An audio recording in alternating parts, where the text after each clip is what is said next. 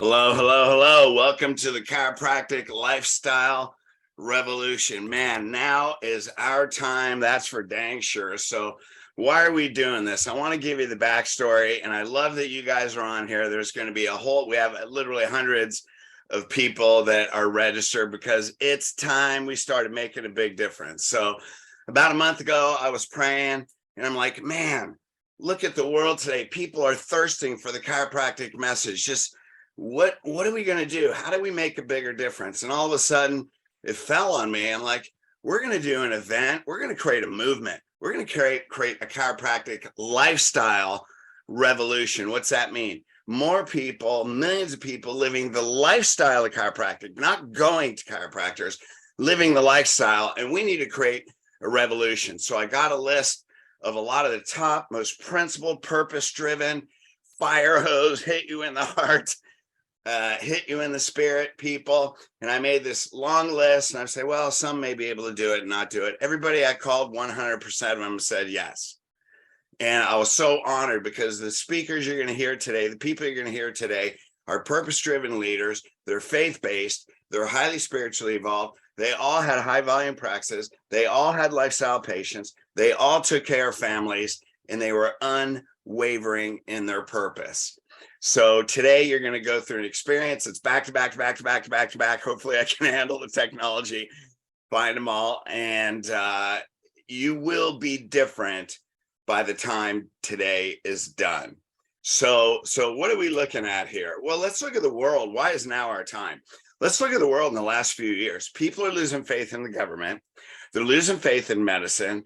They're tired of all this outside and stuff. They need inside out. They're searching for safety. They're searching for confidence, and they're searching for you.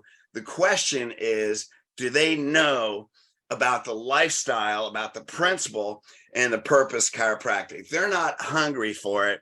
They are thirsting for it. And that's why now is our time. So when we look at this, we only have one problem in the world. There's one principle and there's really two problems. One principle and two problems. What's the one principle? Above, down, inside out. Chiropractic principle. Now, what are the two problems? Well, people are searching for an above, down, inside out lifestyle. What's that mean? They're looking out in the world, and the world is uncertain. They don't know where to go. There's more people looking for God in their life, looking for that security and that safety. They're looking for a spiritual foundation. And what's the second problem? They're looking for an above, down, inside out healthcare. Now, they don't know it's above, down, inside out, but they're looking for something that's going to give them security, predictability, and confidence in their health. I mean, shoot, if you're paying attention at all, which I know you are, every nutritional company has grown at least 30%, many of them 300, 500%. But that's still an outside in, but they're looking for natural health care. They don't know the spine and nervous system is the foundation of health and life and body. They don't know that their spine and nervous system is directly related to their immune system. They don't know that if they have a healthy spine and nervous system, that they can get through all things. They don't know the miracle of healing of all health problems from chiropractic. So let's look at the chiropractic principle. Why is this true? Because if we don't have that foundation so rooted in us, in not just something we know in our head, because we all know the principle, but something that is in our DNA, which I'm going to show you why that's true, something that is in every space, something where universal intelligence is moving through us to have unwavering conviction, we're not going to change the world. And now is the time to create heaven on earth. So let's look at chiropractic principle. Well, you guys know it, universal intelligence and innate intelligence. Guess what? That's a universal law. This is a universal law. Life force energy, universal intelligence is a spiritual law. Your conviction that pours from your heart and spirit is what creates lifestyle people. So let's look at this. So universal intelligence. Hey, it's vocabulary. What's another word for universal intelligence? In my opinion, it's God. What's another phrase or principle for innate intelligence? Well, Genesis 1:27. Genesis means the beginning. God created mankind in his own image. The image of God, he created them, male and female. He created them. That's it. Universal intelligence, God moving through us. We're created in the spirit of God. God moves through us. Universal intelligence moves through us. Now, guess what else? The thing is, your purpose is you're working for God. Are you trying to build a life? Are you trying to build a practice? Or are you serving God's children where every person that walks in, you see you've been blessed. God has made you the shepherd and you're to take care of his flock. And he sends you the sheep. And it says in the Bible, I'm not preaching religion, but it says if one sheep leaves the flock, it is better to go after one sheep than to let that sheep go and just maintain the flock. Do you see that? What are you willing to do for one person? And when you see these speakers today, you're going to see their conviction for one person. When you're willing to go to the ends of the earth for one, then God will send you 1,000. So are you building a practice? Are you building your life? Or are you serving God? Are you serving the community? Are you serving your patients so they change their life, bring their family? And, this spiritual law, do you know the spine, the spiritual energy of the spine is the connection from heaven to earth? Because everything is energy. You guys know this, quantum physics. Everything is energy. The spine represents the bridge from heaven to earth. And this is what BJ Palmer talks about in The Big Idea, right? Slip on the ice, a small thing, subluxation, small thing, shutting out the energy of the organ, small thing, giving an adjustment, small thing, energy back to the organ healing, small thing, changing the consciousness of a person that contributes to the consciousness of the universe. That's the big idea. Do you see every adjustment is shifting the consciousness, reconnecting heaven into that physical body so this person can contribute to the consciousness of the universe and the betterment of humanity? Or are you a mechanic making an adjustment, fixing a translation, a lateral flexion, trying to put a curve in their neck? Or are you literally creating heaven on earth with every adjustment? Let's raise our consciousness, because your consciousness builds your practice. The systems handle the flow. So let's look at who you really are. So this is a foundation for everything we're going through today. Hey, if you're innate intelligence, you're eternal. You were never born. You'll never die. Your spirit came into this body. Your body was born. And now we inhabit this physical body. Well, let's look at our physical body. Now we have a nervous system that moves through a spine, that sends life force energy, that sends universal intelligence, if through our innate intelligence, to heal every disease known to man. And when you believe that, you will see patients that will come in life or death. I've had a handful of patients, they were going to be dead in 2 days, and adjustments saved their life, and they lived for years afterwards. So let's look at who we are physically. So our DNA is made of 4 elements: hydrogen, nitrogen, oxygen, carbon. Those are in that's in everything that is matter that's alive. So when we look at these 4 elements, make up the nucleic acid of our DNA: cytosine, guanine, adenine, thymine, right? So all these nucleic acids are different combinations of hydrogen, nitrogen, oxygen, and carbon. So if we go back to the ancient science of gematria, that's where, when languages were created, sounds and letters were associated with numbers. Man, the universe is math, it's quantum physics. The universe is definitely math. So when we go back and we look at the atomic mass of these elements, and you reduce it down to one number, and then we go back to the Hebrew alphabet. The Hebrew language is the only ancient language that still exists today. There are other ancient languages. This is the one that exists today. So hydrogen is the first letter, Yod. Nitrogen is the 5th letter, Hey. Oxygen is the 6th letter, Vav. And carbon is the 3rd letter, Gimel. So when we look at the translation in the Hebrew meaning, YH, it's YHVG.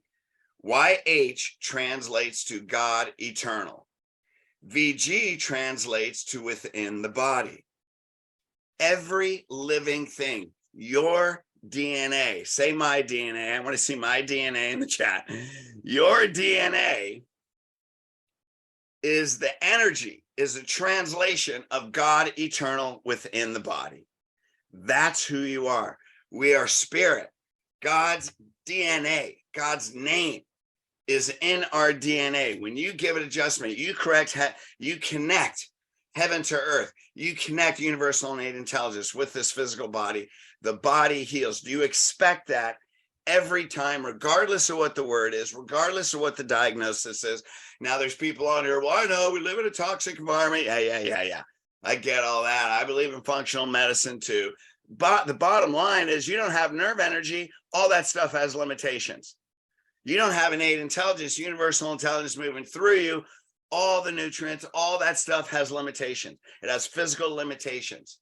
There is no physical limitation when you're moving God through you in your spirit to your body with God eternal in your body. There is no limitation. Yes, you can use all those things. I'm not dogging on anything. I'm saying this is foundation of health and life of the body. The spine and nervous system is foundation of life and health of the body. You're dealing with the universal laws and spiritual laws of the universe. And when you lay your hands on anybody, universal intelligence moves through your innate intelligence into that innate intelligence to expand universal intelligence. And that is what you do. And when you become conscious of that, now I learned that from Unleashing the Power of the God Code from Greg Braden. And so it's a powerful book. I listen to it on audio, listen to it about 5 times when I work out. But now you can look this stuff up. This isn't new information. Don't you think that there's a reason for mRNA shots and vaccinations? Don't you think there's a reason? Why would they have messenger RNA? Because the forces that don't want to expand consciousness, and if you're not paying attention, you may think this is conspiracy theory. Well, we got a bunch of conspiracy theorists on today that it's not a theory, it's the truth. Don't you think there's a reason that shot disrupts your DNA? Why would they close churches and keep liquor stores open? Because the power of God, the power of your faith, the power of you being conscious in your spirit overcomes, makes you take a stand, tells you that you have God-given sovereign rights, tells you that you don't have to conform to the patterns of the world, but be transformed by the renewing of your mind. And that's why we are here today, to be transformed by the renewing of your mind, to not conform to the patterns of the world, to create warriors. We got to create wolves, not patients. We have to create leaders, not patients, because if you don't create a leader that can go out and take a stand and stand up that they have the right for their own body, then they're going to be weak, they're going to conform, and they're going to follow the government, they're going to follow the world, they're going to follow one of the worst criminal organizations in the world, which is the CDC, FDA, and the government, all working together, and pharmaceutical companies, and you guys know this. And if they're not willing to take a stand, then they're going to die. Now, here's what also is amazing. What's also amazing is I coach doctors all over the world. And when all this stuff was going on a couple of years ago, well, and still, I said, what percentage of your patients went and got vaccinated and didn't tell you? And the average was 40%. And then I would ask, how come they didn't come and ask you about it first? Who do you want to be to your patients? Do you want to be a healthcare leader? Do you want to be their leader? Do you want to be the gatekeeper for their family? Do you want them to come to you first and say, Doc, I know that you're taking care of my family. I trust you. I know that you do everything in the power of your life to make sure that my family is safe and confident in our health. What do you think about this? If they didn't come to you first, then who are you to them?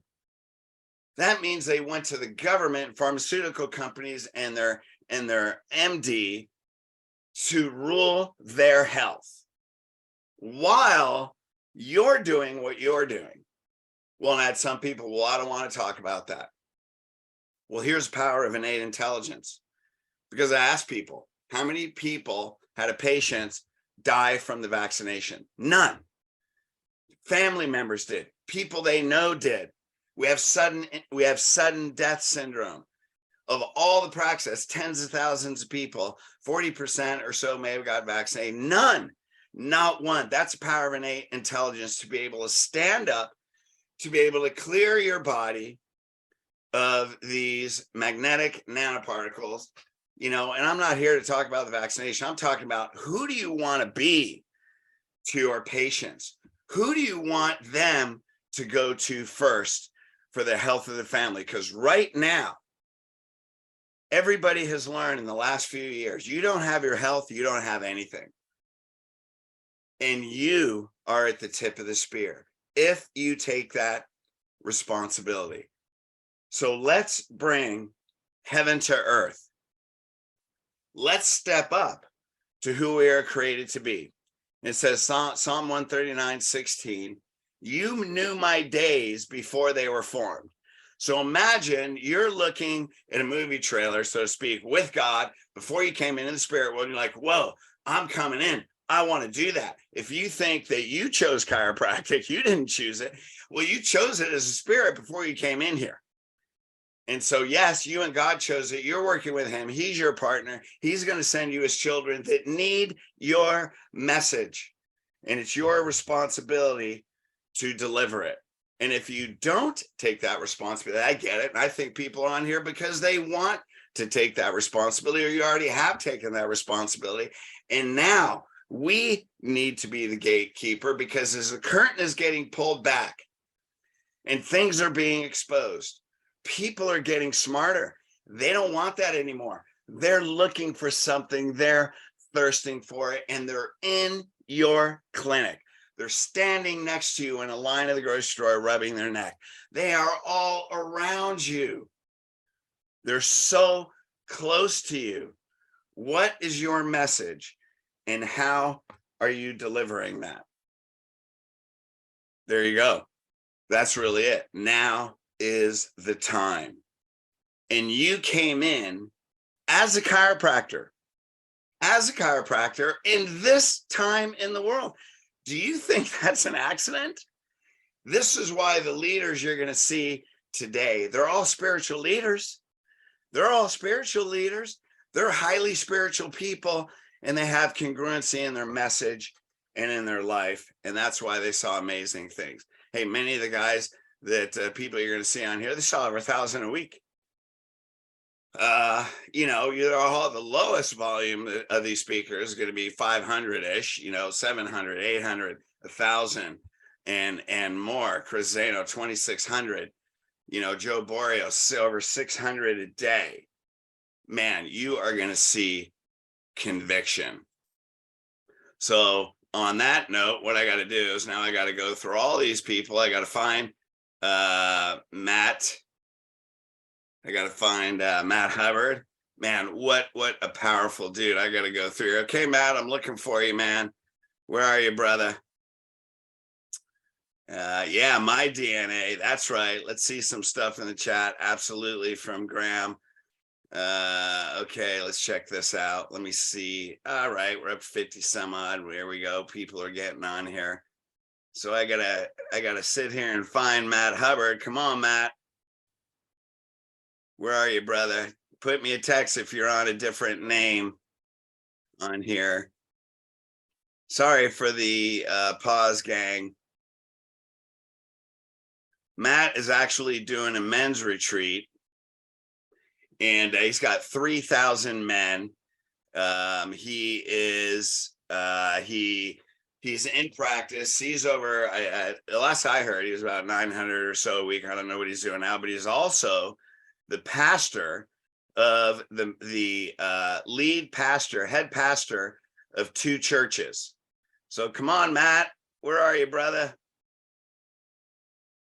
Let's get going. I don't see your name anywhere. Sorry for the pause, gang. I see a lot of names on here that I'm pretty familiar with. Well, if some reason they don't show up, man, then you're gonna have to listen to me for a while, which hopefully won't be a bad thing. So scrolling through here, looking for Matt. Let me text him real quick. Sorry for the pause, gang. Let me just hang on a sec. He'll be coming on here. We need some rock and roll. Yep, scrolling through my thing. Come on, dude, where are you? Let me get through this here.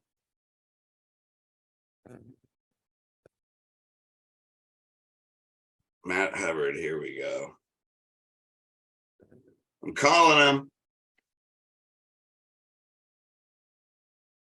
Yeah, he's in front of 3,000 men right now, taking him through a spiritual awakening.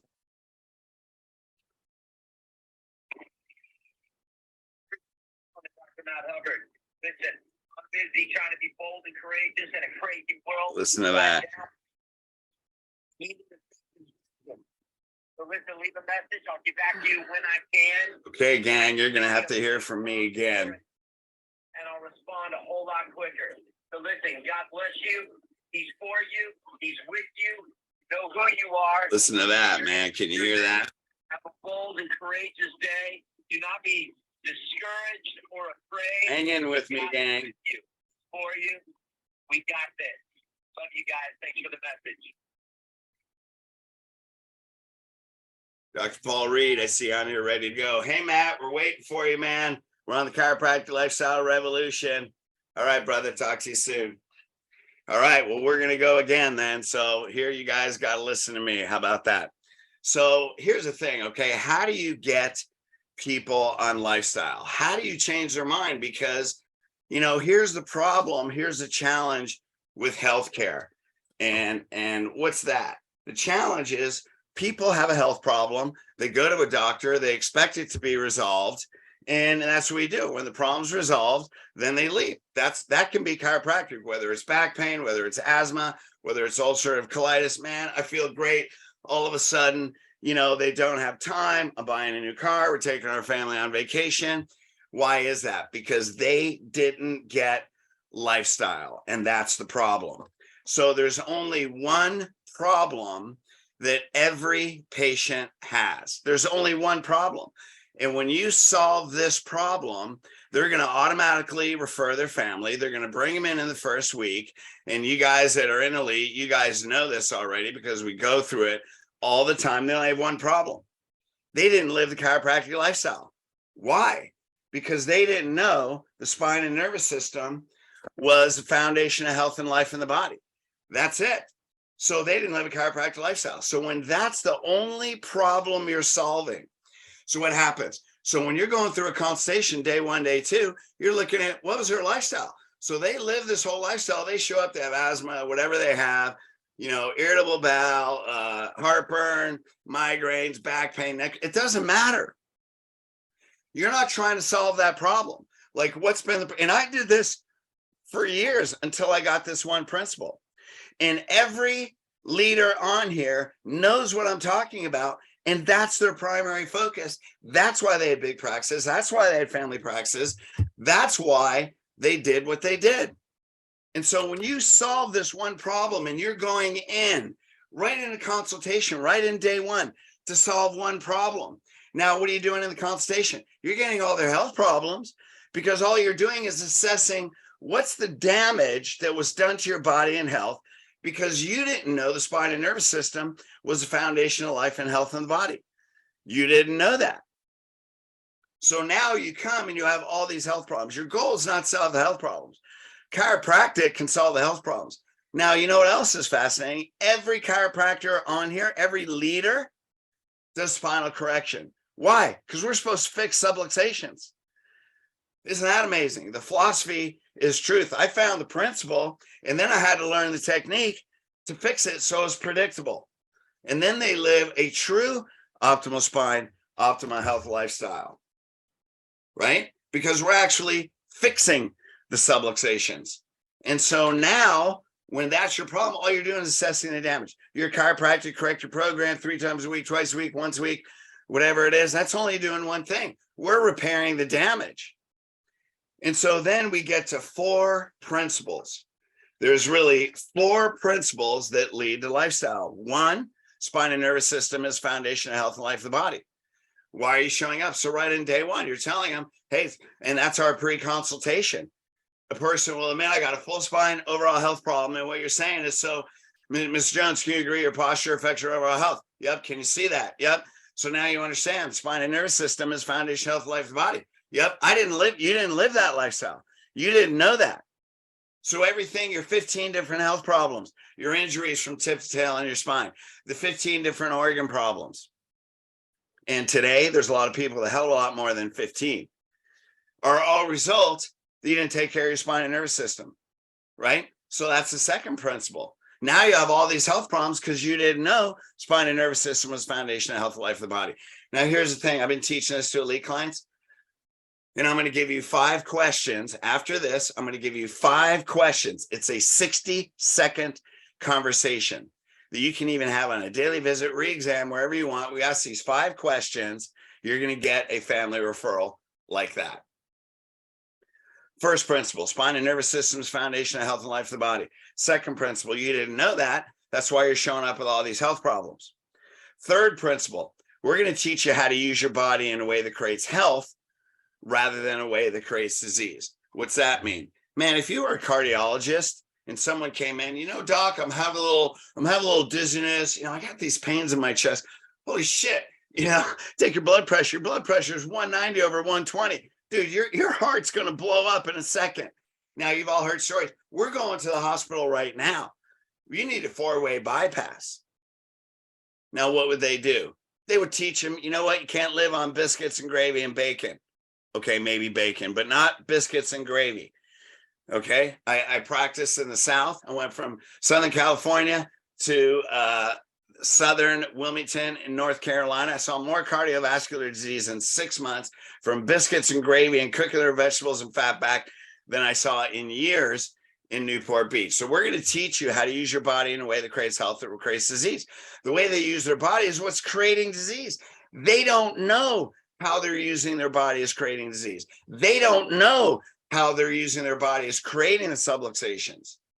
So just like a cardiologist would want to change their diet, start exercising, or your heart's going to blow up again, why would we try and fix their spine and have them go back to a subluxated lifestyle? We're going to shift their consciousness that how you use the body can create health, can put you in a peak state, can make you impervious to disease. And you guys know that. So what's the fourth one? Fourth one is the most important question you must ask every patient. And once they understand the spine and nervous system is foundation of life and disease, there's only one question after that that matters. When you simplify your mind and all you know is you either live the chiropractic lifestyle or you didn't. Day 1 and day 2, it says, how did you live? It's not what problems do you have? It's not, let's get rid of your asthma and you're going to get the big idea and you're going to commit to the rest of your life. How many asthma patients, they got better, allergy patients got better and quit? Didn't make it lifestyle. Hey, the bigger your practice is, the more patients you lose. Bigger practices can lose more people. They're just failing faster unless their lifestyle. You have a bigger bank account, but who are we doing this for? Are we doing it for us and our bank account and our lifestyle? Or are you doing it for every person that lives a chiropractic lifestyle that affects generations? So I'm going to tell you a quick story. What's that question? By the way, how do you want to live? How do you want to live? That's it. Here's how you live without chiropractic. Here's the freaking 18 different health problems. How do you want to live from this moment forward for the rest of your life? That's what we want to know. That is the most important question. That is the only question you care about. This is showing them something you didn't know that created disease. This is something that's going to help you live your God-given purpose. It's going to help express God through you. It's going to make you a better person. It's going to take all that clarity, all the chaos out of your mind. It's going to take away those tremors. It's going to take away all that stuff. But the best thing is going to give you confidence in the health and security for your family, for the rest of your life, and for generations. So when your purpose isn't to create or close a patient, your purpose is to change generations. That you are the generation changer. There's probably 3 generations, and I know a lot of the people on here are probably seeing 3 generations, and you have them come in your office. So as they're coming in, what about 4 generations? What about 10 years after you're not even here? How many generations are going to live a chiropractic lifestyle? You know, they're going to say, wow, man, I have no idea who Dr. Fred was, but my great grandmother went to a chiropractor, and all of us use chiropractic as our healthcare now. Are you creating a legacy that affects generations? So what's the most important question? How do you want to live? That's the only question that matters. So here's 5 questions. 5 questions that you can go back on Monday. You can say, hey, Mary, before you came here, did you know the spine and nervous system was foundation of health and life for the body? They're going to give you one word answer. No, I didn't. Second question. Well, then I'd say, hey, that's why you came in with all these health problems. So what part of the rest of your life do you want to have the most confidence in the health and strength in your body for you and your family? What part of the rest of your life do you want to have the highest confidence in the health and strength of your body for you and your family for the rest of your life? What do? You give them the answer. Well, they say, well, it's the rest of my life. Obviously. So can you see how chiropractic is a healthcare lifestyle? Notice how each question frames the next question that leads them in lifestyle. So, hey, did you know the spine and nervous system, foundation, health, life of the body? So what part of the rest of your life do you want to have the most confidence and strength, health of your body for you and your family? So can you see how chiropractic is a healthcare, not just a lifestyle? Because they can come to you, be on maintenance or wellness, but are they going to go to their MD with the next genetically manufactured virus? Are they going to go there? Because they should come to you. That's why you have to say healthcare lifestyle. Now, here's the thing. So when you go home tonight, kiss your wife, look at your kids, whatever that scenario is, who in your family is not living that lifestyle? And what are they going to say? Shit, no one is. Here's another important question. Who in your family do you want to start with? Why? Because you say, hey, bring your family in. They got 3 kids. You know, what are they going to say? Well, God, my wife's got, he's taking our kids to piano practice and football practices and martial arts, and we're doing this. It's so busy. It's too overwhelming. But when you say, who in your family do you want to start with? They go, you know what? It's my son. They already know the kid that has asthma. They already know the kid that has digestive problems. They already know the kid that has allergies. They have that one kid that's getting sicker than the other ones. They have that kid that may be ADD or, whatever. Which, hey, most of the leaders on here, that could be an advantage. Why? Because we can't sit in one place too long. I got to see a whole bunch of people. That's how you build a big practice. We can use that certainly as a gift, but they know. And I know this because the people that I'm coaching say this. Boom, that parent comes up with a name like that. Who do you want to start with? Great. Let's get them in on your next visit. Great. Let's bring them in tomorrow. What day and time this week can you bring them in? Bam. It happens like clockwork. 5 questions and you will get family members started. How do you do that? Man, you have to have one focus. You have to have one focus. That's it. And if you're thinking anything other than that, you're wasting your mental, emotional, spiritual energy, because that's not patient education. We got to move from patient education to patient experience. We got to move from, I'm not sitting here, and this was the adage that I grew up in chiropractic with: doctors are teachers. Hey, you know what? Well, that's true. But the minute you assign yourself the title of teacher, what are you going to do? You're going to sit there and give information at most. Do you know that words have 7% influence on a decision? 7%. Do you ever talk to somebody and you feel like they're just not getting it? I mean, I spent 11 years talking to thousands of people that I thought didn't get it. Hey, there were thousands that did. But what about all those ones that didn't? That's the problem.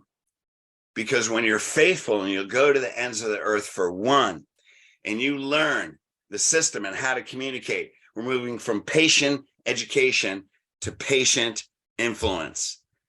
And when we do that, we can influence behavior. We can change belief systems. Lifestyle is about changing belief systems, not giving them information. Information can change belief systems, but is it going to be on a 90% level? What is the standard? What is your standard? Because I know our standard in Lead is 90% into lifestyle. That takes intention. That's like a bar at 7.2. So if you put your bar, one of our coaches was in college, was a national champion, a high jumper, Corey Oldham, and they trained at the University of Arkansas, but they trained with Olympians. So man, practice was way harder than the event. Should he trained with Olympians all week? By the time Saturday came or Thursday, whatever, for the track meet, I'm competing against college level. It's like I'll smoke those guys.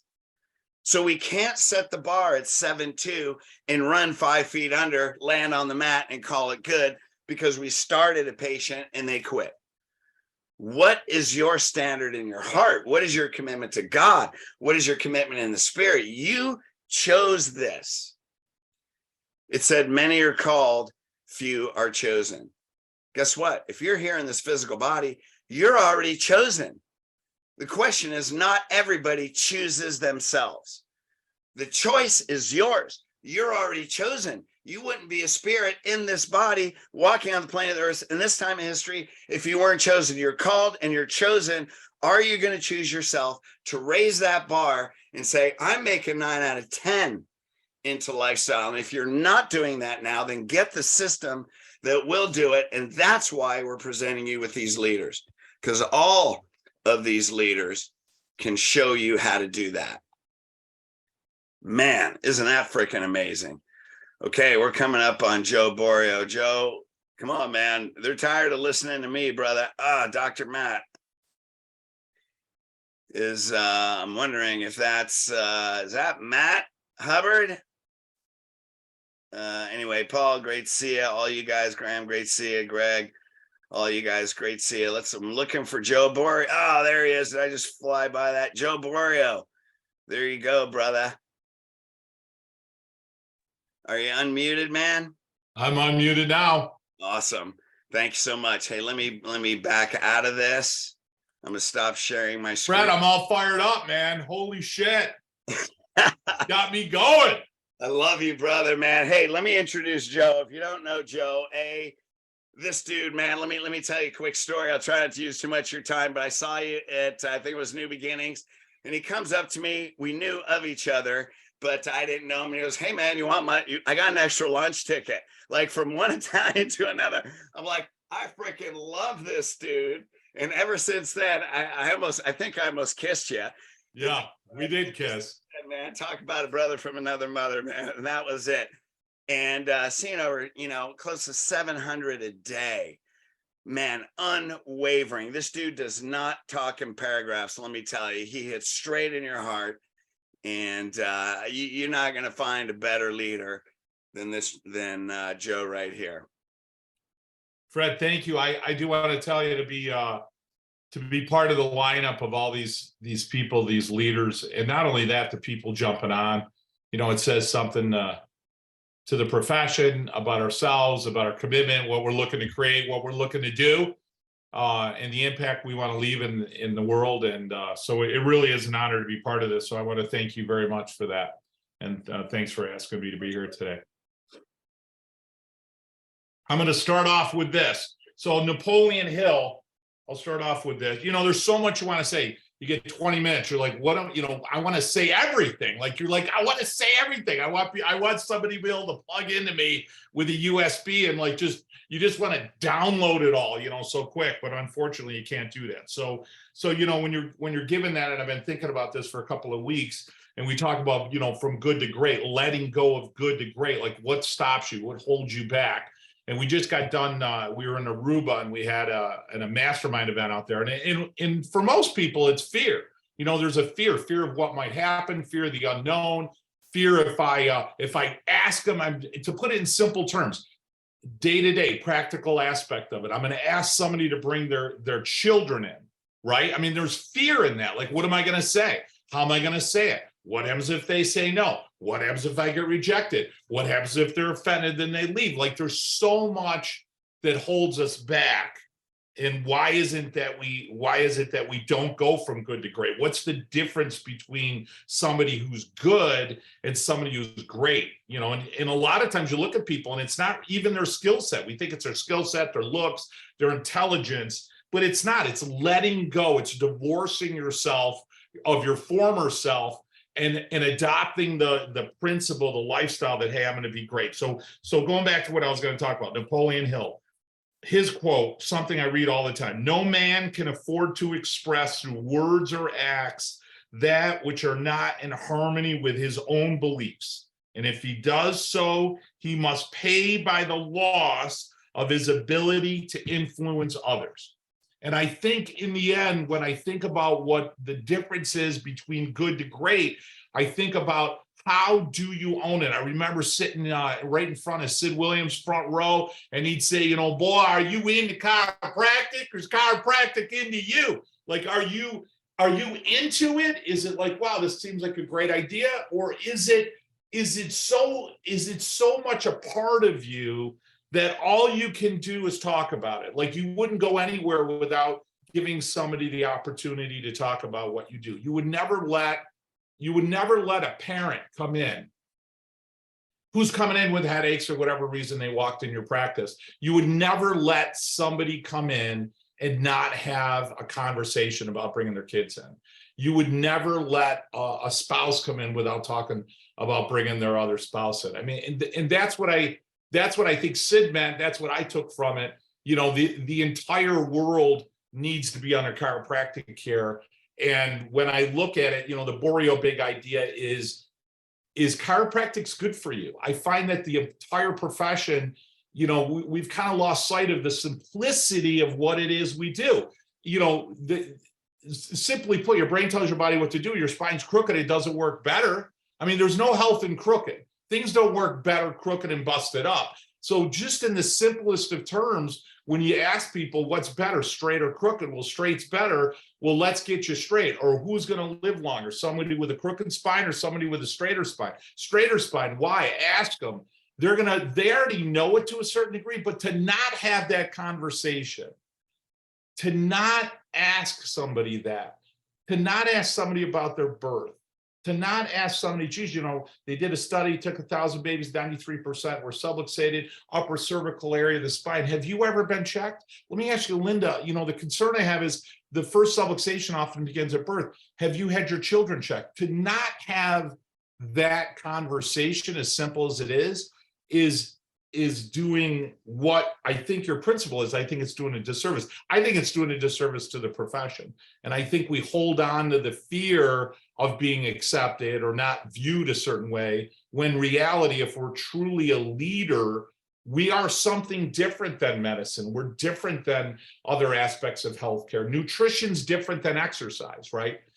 Even though the end goal is the same, to get the body to work better. So isn't getting adjusted just good for you? I mean, it can simply be good for you.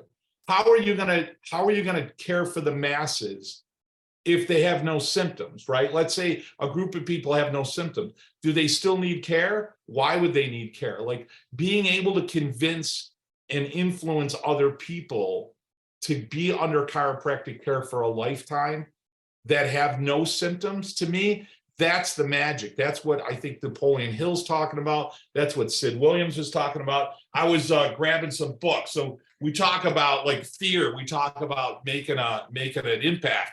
So here's a couple of puppies right here. You know, here's some D.D. Palmer work. You know what I mean? So 1906 and 1910. And, you know, when you look at these, and it's something I've lectured on before, like, he wasn't on a Macintosh, you know, typing something in with spell check. You know, I mean, he's writing this by hand. They're setting type by hand. He's doing it at candlelight. he's getting to the office with a couple of horses. Like, when you really start to think about what this guy did, because his wife died, he was heartbroken. And because of that, he decided, I never want another person to be heartbroken. I never want a family to grow up without their mother. What would cause my wife, who's sitting at the table with the rest of the family, drinking the same water, eating the same food, breathing the same air, and yet why does she get sick and we don't? There's something else going on in her body. There's something absent in her body. And he goes through a lifetime of trying to identify what that is, describe what it is, and bring that to the rest of the planet. I think any of us doing any less of that than what he did is doing his legacy a disservice, BJ's legacy a disservice, as well as I think you're doing, yourself a disservice.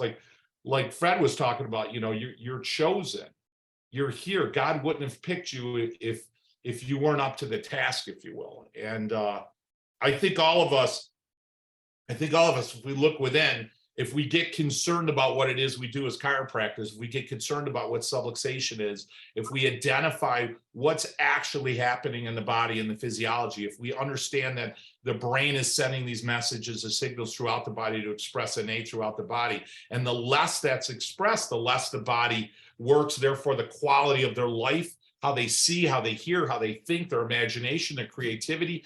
When you adjust a mother, maybe she doesn't have headaches, but you know what? She's a better mother. When you adjust a child, it's a better experience as a child to be better connected throughout their lifetime. I mean, every aspect of your life is lived through the nervous system. So why aren't we going full out to let people know that when their spine subluxated, crooked, out of alignment, their nervous system isn't connected and their body doesn't express itself to the fullest, and therefore their life isn't expressed to the fullest. So a couple of things that I use in my office. So a couple of things. So, we could talk this talk and it's great. And it's great for us as chiropractors to hear that, but how do you apply that in the practice? So we use a couple of things. We use 30-second drill. I got it on YouTube. You ask people, understanding that we ask people rather than tell people in practice. Something I started to do a long time ago, where I ask people what's healthier, straight or crooked. I ask people how long it's been out of alignment for. I ask people how long something that's been that damaged is going to take to correct. Rather than me telling them, I ask them. One of the best little phrases that I can give you guys in my few minutes is always ask people, once I get you well, what's my job? Once I get you well, I would write that down, burn it into your brain, ask every freaking person that ever walks through your practice that question. Once I get you well, what's my job? And they're all going to say to keep me well. And then they're going to say for how long? And they're going to say for the rest of my life. And I'm going to say, just like your teeth, right? No different than your teeth. One of the things we use in our office, I did a program with Dan Sullivan a while back, and we were talking about different things I use to communicate. One of the things we use is a toothbrush. It seems simple, but if you're somebody maybe who doesn't want to engage with people or you're uncomfortable, just go to the dollar store. You grab yourself a packet of toothbrushes.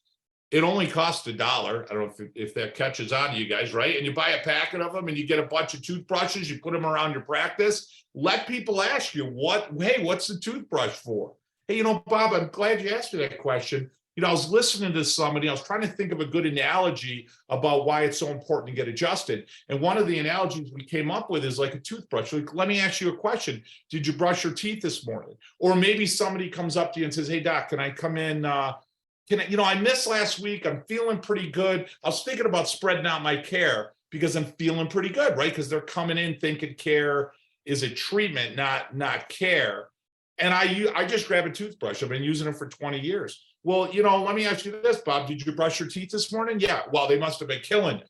Well, no. Well, you're going to brush them tonight? Yeah. Why? Did they hurt at night? No. Well, why do you brush your teeth then? Let me ask you a question, Bob. Have you ever gone to your dentist and go, hey, doc, listen, I've been coming in every 6 months.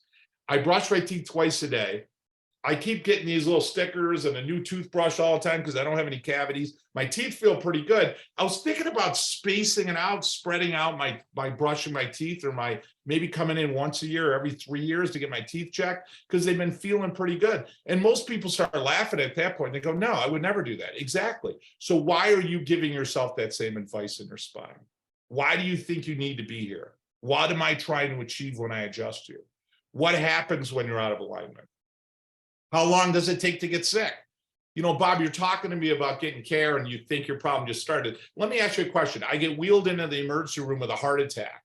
Does the doctor, just because the heart attack started 5 minutes ago, does the doctor think your problem started 5 minutes ago?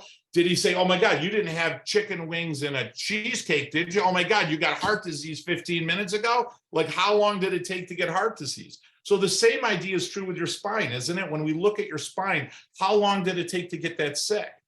You know, one of the best tips I can give you guys is the problem has to be bigger than the solution. And I don't ever want you to jeopardize your integrity when I say that. If you don't feel, like Napoleon Hill said, we got to sell it to ourselves. If you don't feel, when you look at somebody's spine crooked or hypolordotic or reversed or degenerative, twisted, rotated, if you don't feel like that is greatly jeopardizing the quality of their life, if that doesn't put a pit in your stomach like it would be if I looked at a heart that had heart disease or cancer, if it doesn't put that same pit in your stomach, then you need to grab some of the science, you need to grab some of the philosophy. You gotta put everything into yourself in an effort to make it feel that way. Because when I look at somebody, when the problem becomes bigger than the solution, when the problem becomes bigger than the solution, I'm gonna say it one more time. When the problem becomes bigger than the solution, it becomes really easy to tell them and ask them about a year care plan or lifetime care. But when the problem is about my back hurts, or I got a backache, or I got migraines, or I got menstrual trouble, when it only becomes about that, when all it is that, then they're going to come during that period. They're looking at you as a treatment, as a tool, as a screwdriver to address a problem. And as soon as that problem's gone, they're no longer going to do it. Fred and I were talking yesterday. You know, I had somebody recently that I'm working with, and he's trying to make some more money in practice. He's new to the program, and he's trying to make a few more bucks. And before he signed up, he started bringing these other services into his office. And I certainly don't question, you know, the legitimacy of those services. But I asked him, I said, you know, if Tiger Woods wants to improve his golf game, what would he do? You know, what do you do to improve your golf game? And he's like, well, I would practice more. I would train more. And I said, yeah. I said, like, Tiger Woods doesn't add volleyball to his golf game. He doesn't add softball to his golf game. He doesn't add tennis to his golf game, right? I mean, he just makes himself better. He pours more time and effort and energy into himself. And by investing in himself, by making what he is better, bigger, stronger, less fear, making him unstoppable, by doing that, that's the good to great. Right. But in our profession, you know, what are we doing? We're bringing in weight loss. We're bringing in different modalities. We're bringing in all these other services in an effort to maybe, you know, run a business or increase our point of service. When in reality, my God, if all you do is talk chiropractic and all you do is talk chiropractic at the table, like every time I see somebody, I don't visit with people. I don't have appointments with people. I adjust people. All I do is I talk chiropractic to everybody. When they're on the table, I'm not talking about the baseball game. I'm not talking about the weather. I'm not asking them how they're doing. God forbid, shoot yourself now. I never say, hey, how you doing? What's going on? I say, hey, good to see you, if they ask me how I'm doing. And I talk about where they're out of alignment, what area that body goes to, how that adjustment's going to improve that area. And I let them go on their way. I look at it this way. I got 30 seconds with them. I want to talk only chiropractic. That's all I want to talk about. I would also eliminate the word treatment. I would get rid of it. I would never say it again in my practice for the rest of my life. I would only talk care. I would only talk long-term care. I would always ask people, once I get you well, what's my job? I would always ask people when they say how much better they're doing. I'd say, why do you think you're doing so much better? Bob, it's awesome. I'm glad you're doing better. Why do you think you're doing better? Tell me, why do you think your body's feeling better? Hey, who's going to live longer? Somebody with a crooked spine or somebody with a straight spine? Hey, Bob, let me ask you a question. When would be the better time to start? Now or years ago? Years ago, like how many years ago? Like when you were a kid? Exactly. So listen, I'm not trying to give you a hard time, but you know, you got 2 kids at home and they haven't been in to be checked. Tell me what I can do. Tell me what we can do to get your kids in to get looked at. You know, what's the worst thing that's going to happen? They're going to say no, or, you know, I talked to my wife, we didn't want to do it, or my pediatrician said, you know, we don't want to. I mean, that's the worst thing that's going to happen. It's okay. You're going to say, well, listen, you know what? I got to tell you, the families they take care of are always the healthiest families. I'd love to see that with you. So don't get mad at me, but in the future, I'm going to talk to you about it again. Anybody says their doctor said anything, their pediatrician, I say, well, no, I appreciate that. I get that. Let me ask you a question. Your kid's got crooked teeth. Would you ask your pediatrician what to do? Like, would you go, hey, doc, listen, you know, my kid's got crooked teeth. Is there some pill? Like, does Advil straighten your teeth? You know, do antibiotics straighten your teeth? No. Like, who would you go to? It doesn't lessen the expertise of your pediatrician, right? Who would you go to? I would go to an orthodontist. Exactly. So your kids, your spine and your child is crooked. Who would you go to? Why would you ask your pediatrician about getting your child's spine checked and adjusted when that's not at all what they do? In fact, no offense, they have no knowledge about that. They don't even have any training about it. They don't even understand anything about it. Who are the best people to talk to with crooked teeth? Right. So who are the best people to talk to when the spine's crooked? Chiropractor. Exactly. So knowing what to say, these are things that we train on. Knowing what to say, knowing how to say it, having something to say, always talking about chiropractic, letting yourself and the fears go, not making it about yourself, not thinking about yourself at all in the equation, understanding what you do is critical and necessary. I remember being at an event, I think it was Fred's event, and I always sit up front, and Chris Zano was speaking, and he looked over at me and he said, hey, Joe, let me ask you a question. Why do you think people need chiropractic care? And I said, it's a requirement and a necessity in order to live a normal and healthy life, because everybody's neurologically compromised. Like, that's good to great. That's how you get great. When you look at every single person as neurologically compromised, your nervous system is compromised, not if you're subluxated. I mean, why do we fucking say that? Why do we say, like, well, see if you have a chiropractic case? I just think it's bullshit. I don't think it's in being in true integrity. I think, listen, no dentist would say, well, geez, you haven't been brushing your teeth in the last 40 years? Let's take a look to see if you have a dental case. Like, fucking, you ever been brushing your teeth in 40 years? Of course you got a dental case. You probably don't even have any teeth left. So why do we look at people that walk in at 50 years old, that have never been to a chiropractor, and we go, you know, and somebody gave us a script and said, well, let me see if you have a chiropractic case. I mean, my attitude is, look, at everybody needs care. We got to check you. Everybody's subluxated. Your kids got to be here because they are subluxated, not to check them to see if they're subluxated, you know, and it's a requirement and a necessity to get everybody adjusted because everybody's neurologically compromised. And to me, that's good to great. Good to great is getting to the office early. Good to great is reading over one scientific article every single day. Good to great is reading a green book every single day, a page, not for hours. Good to great is reading over things that inspire me, that make me excited. Being good to great is being the product of chiropractic. In other words, I want to be the best patient in chiropractic. When's the last time you've been x-rayed? When's the last time you've been adjusted? When's the last time you had a checkup? When's the last time you've been scanned? Like, I want to look at somebody with 100% integrity, looking at them in the eye and saying, listen, it's important that you get in here for how long? Rest of your life. Why? Because I'm a better patient than you. I'm the best patient in this practice. I'm getting adjusted. I'm getting checked. I can look at them with full and complete integrity in order to make a difference in their life and having an impact in their life. Anything you can do to make yourself better is good to great.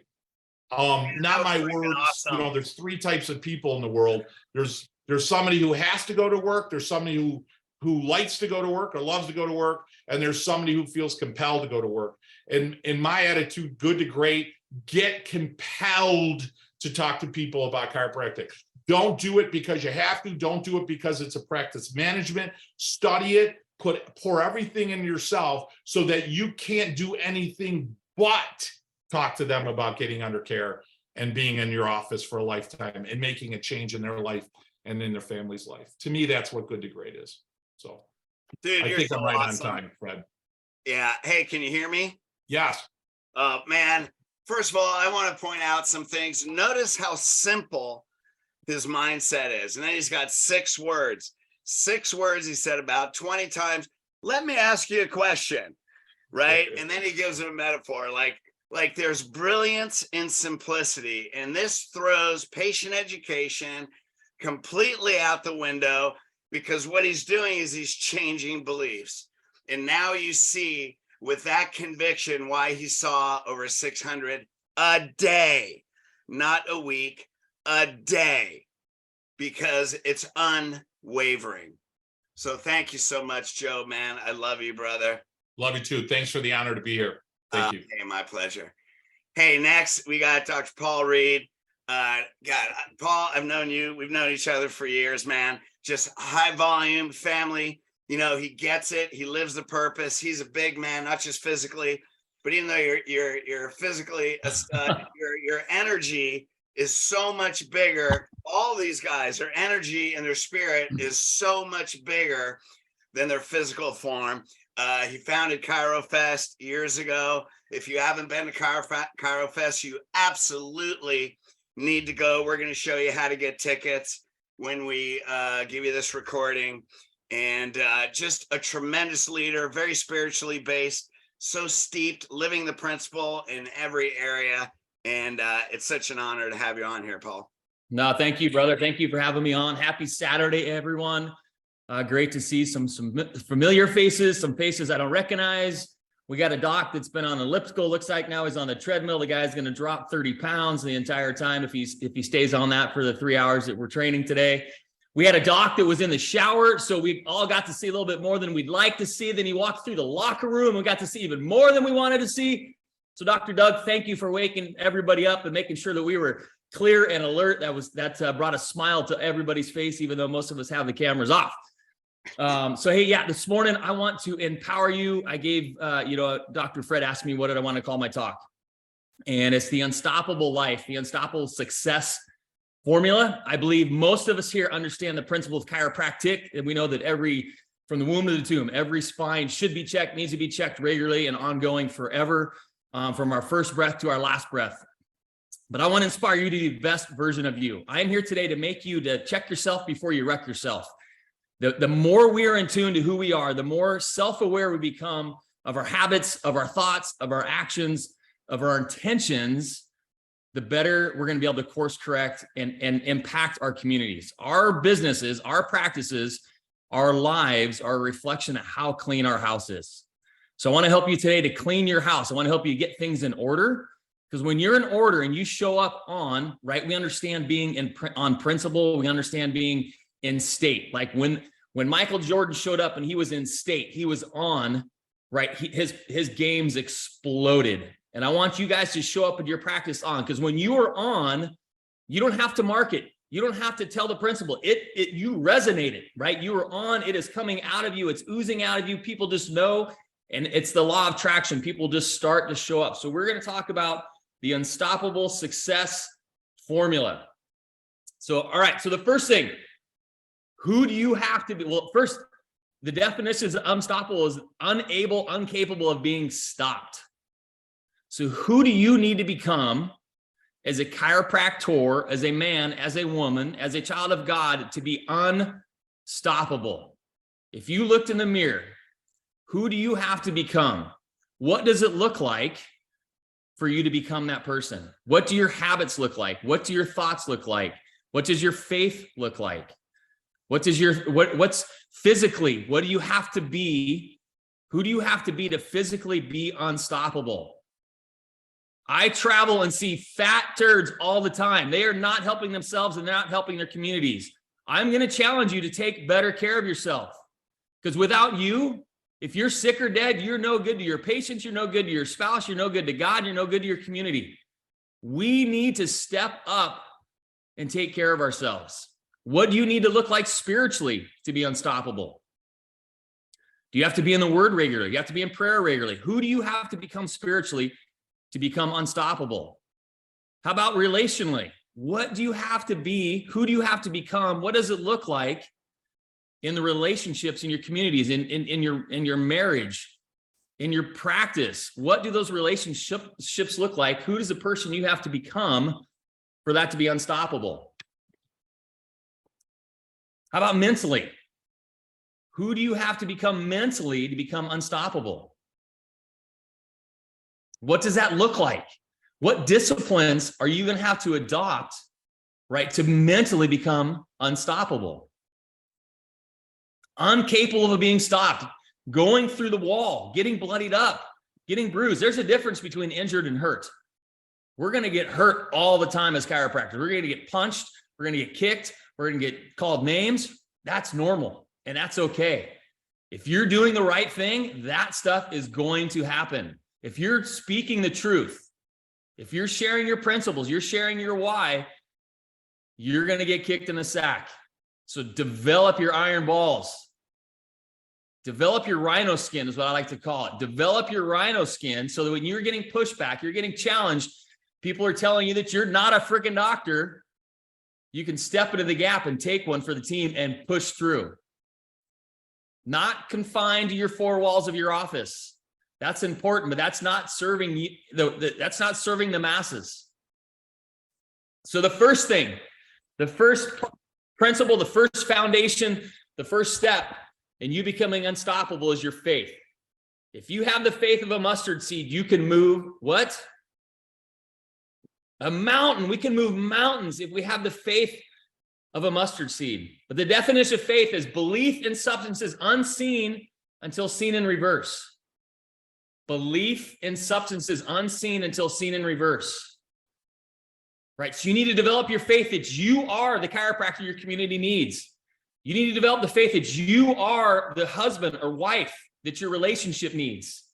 You need to develop the faith that you're going to create and adopt and bring in the finances that you need to get you where you need to go. I am blessed beyond belief to serve and coach lots of chiropractors, and too many of them are broke chiropractors. We have the best healing mechanism in the world. We should be the richest, most wealthy, influential people, but we need to change our mindset. We need to change our faith, right? We need to believe and see it in reverse that we can be financially abundant. So what is your faith in who you are as a chiropractor? What is the faith that you're showing up and bringing into your practice? Are you seeing healings happen in your practice before they happen? Are you visualizing and believing and seeing and having faith that those are going to happen? You're going to attract those people into your practice and seeing them telling the story of what happened by coming to your practice and all that they received by that. So the first foundation, right, is for you to establish your faith in who you are as a chiropractor, right? The experience that you had as a child or a young man or a young woman to get you to decide to become a chiropractor. Carry that principle of chiropractic connects man the physical with man the spiritual, releasing innate power to heal the body. Have the faith that you are that chiropractor. And people will experience that when they come to your practice. The second foundation that you need to develop is, is understanding your potential and seeing your potential. Chiropractors do not, we put limiting confines, constricts. We put chains on ourselves, and we're limiting the amount of people first we're limiting the person we can become, then we're limiting the amount of people that we can serve. We have untapped potential. The definition of potential is the capacity to become something in the future. The capacity to become something different tomorrow than you are today. You're going to take messages from Dr. Joe, from Dr. Fred, from Dr. Bill coming up, from Dr. Dan that's speaking later today. You're going to take all these messages, you're going to take all these messages from every speaker and be a different person tomorrow. So you have the potential or the capacity to become something different tomorrow than you are today. That is part of being the best version of you each and every day. Being disciplined to incorporate those habits to become that person, you have that capacity. So potential is First, potential is optimistic. So are you optimistic about the impact, the potential that your practice can have in your community? Are you optimistic about the potential for your financial future by serving more people? The whole we give through is directly proportional to the whole we receive through. So the more you give in the practice, the more you're going to receive. Potential is filled with hope. Are you hoping for better things tomorrow than today?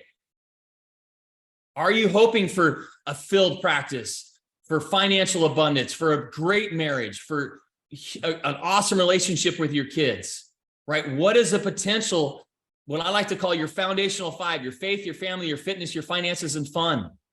What is their potential? Potential promises success. Developing your potential promises success. Success in that foundational five, success in your faith, success in your relationships, success in your health, success in your finances. Your potential that you have is going to promise success if you start to believe in yourself, have that faith, right? And then understand that the potential that lies within you. You were created in greatness. You were created to be more than a conqueror. You have it inside of you.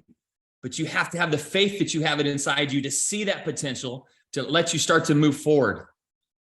Potential is based on possibilities. Our possibilities are limitless. The universe is massive. There's untapped potential for you to do any and everything that you want to do. But you first, again, have to believe, have faith that you can do that and see yourself having that potential. Next, beyond our potential. So first, we had to develop our faith. Second, we had to see our potential. Third, we need to change our thinking. That's the third foundation to being unstoppable, is changing your thinking, right? The ability to direct one's mind towards something. Everything in this universe happens twice. This computer that is in front of me that I'm on, the camera that's loading, everything happened twice. The chair that I'm sitting on, the counter that my computer's on, it happened twice. First happened as a thought, and then it was manifested into reality. So are you thinking? Are you spending time thinking about who you are and where you want to go? Are you spending time thinking about the impact that you want to have in your community? Everything happens twice. Right? Thinking is creative, right? We are created in the image of God. God was a creator. So you are creative. Spend time working on being creative. Spend time thinking. Thinking is limitless. Nobody can stop you from thinking.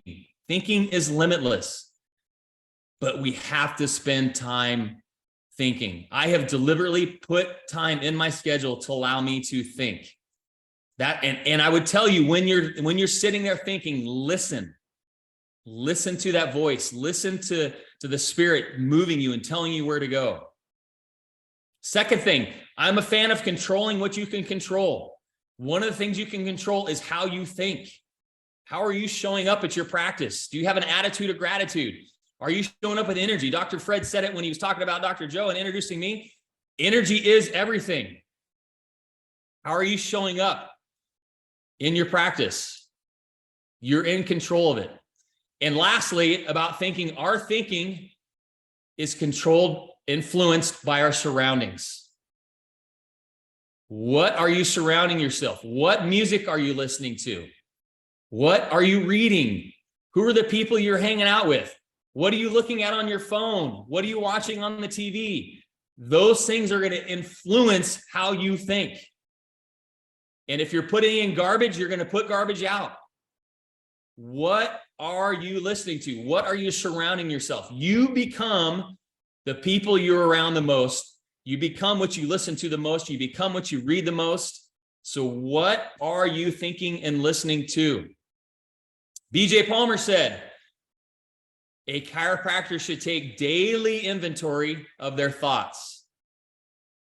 I would challenge that and say we should take inventory of our thoughts every hour, right? We have 6,000 thoughts a day. Statistically, 80% of those thoughts are negative.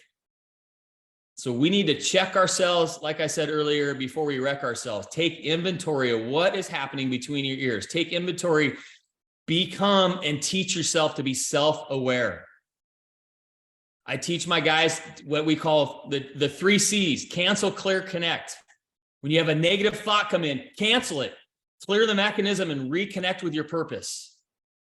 Literally audible, cancel, or tell yourself cancel, then clear the mechanism, right? Forget it. And then reconnect to your source, reconnect to your why, reconnect to your purpose, reconnect to what you're in that moment. You're going to have, again, why you need to develop rhino skin, because you're going to be in your practice. Somebody's going to challenge your recommendations. Somebody's going to challenge you why you say kids need to get checked. Somebody's going to challenge you why pregnant people need to be checked, on and on and on, right? And that's going to trigger negative thoughts in your mind. So you need to learn to control those. One of the easiest ways, when it sneaks in, you feel it, right? Cancel, clear, connect. Cancel, clear, connect. Working on your thinking is going to allow you to turn your obstacles into opportunities. We're going to have speed bumps in life. Every day you're going to have a speed bump. Some of them bigger than others, right? You're going to go through the neighborhood, they're going to be low, but you're going to go into a parking lot and they might be tall. You're going to have speed bumps. But use those obstacles as opportunities to forge and form you into the person that God is working on becoming. Become the best version of you. Use those obstacles as an opportunity to become the best version of you.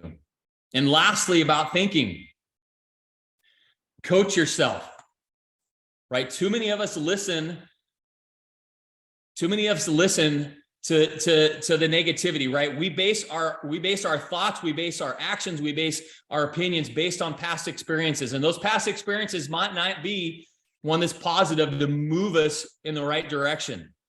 So you need to learn to coach yourself, speak to yourself, right? Have affirmations that are going to move you closer to that desired state of being. Coach yourself. I am unstoppable. I am great enough. I am good enough. I am smart enough. I am pretty enough. I am a good enough adjuster. I am a good enough communicator. Coach yourself to where you want to be. None of us hopefully are where we want to be in the long term, right? Every day, like Matthew McConaughey said, we need something to look up to, something to look forward to, and something to chase. We should all be chasing our future selves. We should all be wanting to be a better version each and every day. So coach yourself to that position. Mentally think thoughts that are going to move you towards that desired state of being. It is critical. Again, 80% of our 6,000 thoughts today in society are negative. I would say that chiropractors, we're not in line with that. So we're not going to move that direction. We're not doing those things, but it's still important. As BJ said, take daily inventory of your thoughts. Take daily inventory of your thoughts. Paul Meyer said, whatever you vividly imagine, adherently desire, sincerely believe, and enthusiastically act must inevitably come to pass. So what are you vividly imagining in your life? What are you inherently desiring? And what do you believe and enthusiastically chasing? Those things will come to pass. All right, next, we're going to talk about the fourth foundation. And that fourth foundation is action, right? So we started with our belief. Then next from belief, it goes into our potential. Then we change our thinking, and our thinking is going to affect the way we act. The better our thoughts, the better our action. So that a definition of action is a process of doing something. And we want to do that something to the best of our ability. We want to do that something with a spirit of excellence. When we live with a spirit of excellence, excellence is going to be attracted into our life. When you carry a spirit of excellence, things are going to naturally fall in place, and people are saying, "Oh, you were so lucky." It's better to be lucky than good. Well, no, it's that luck happened because I was being disciplined, I was being obedient, and I was acting and living with a spirit of excellence. And that spirit of excellence is the law of attraction. It's natural. Great things will come because of your spirit of excellence. All right, so action. Again, energy is everything. Energy is everything. If you show up with action and energy in your practice, right, you're going to create energy, your team's going to create energy, and you're going to attract people in. Energy inspires more action. When you're doing things, it's going to inspire those around you to take action and do things. right? It's going to inspire yourself to take more action and do more things. Energy is electric. It's attractive. Energy is attractive. We all, right? The higher, more energy you can be in your practice, that's that law of attraction. People are going to naturally be gravitated to you because you are different than the rest. If we look at society, right? When you call a chiropractor's office, it's a marvelous Monday at Bridge Chiropractic. How may I serve you? Versus the medical doc. Hello, this is whatever medical care. Why are you calling me today? Right? Have energy. Energy is everything. Energy is electric. Energy is attractive. Energy is essential, and action is essential and critical to your success. Biblically, faith without deeds is dead, right? That is action. Deeds are actions. You have to take action. If you want to serve more people, you need to take the actions necessary to serve more people. You can't spend 5 minutes adjusting somebody if you want to see 1,000 a week or 700 a day like Dr. Joe. You have to move. You have to constrict time by taking better actions, more specific, more intentional actions. Intentional actions get intentional results, right? And there's two types of actions that people take: constructive and destructive. Constructive actions are hard.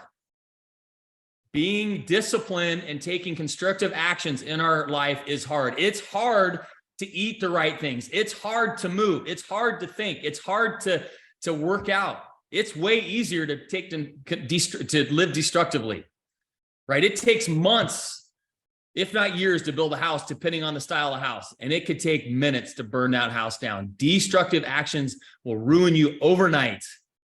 But constructive actions repetitively are going to build the life of your dreams, right? Just like pushing a Jeep. I did a video years ago of me standing behind my Jeep, pushing it. Once I got that Jeep going, it was easy, right, to keep that Jeep going. But if I stopped, I had to start over with all that kinetic energy to get that momentum of that going.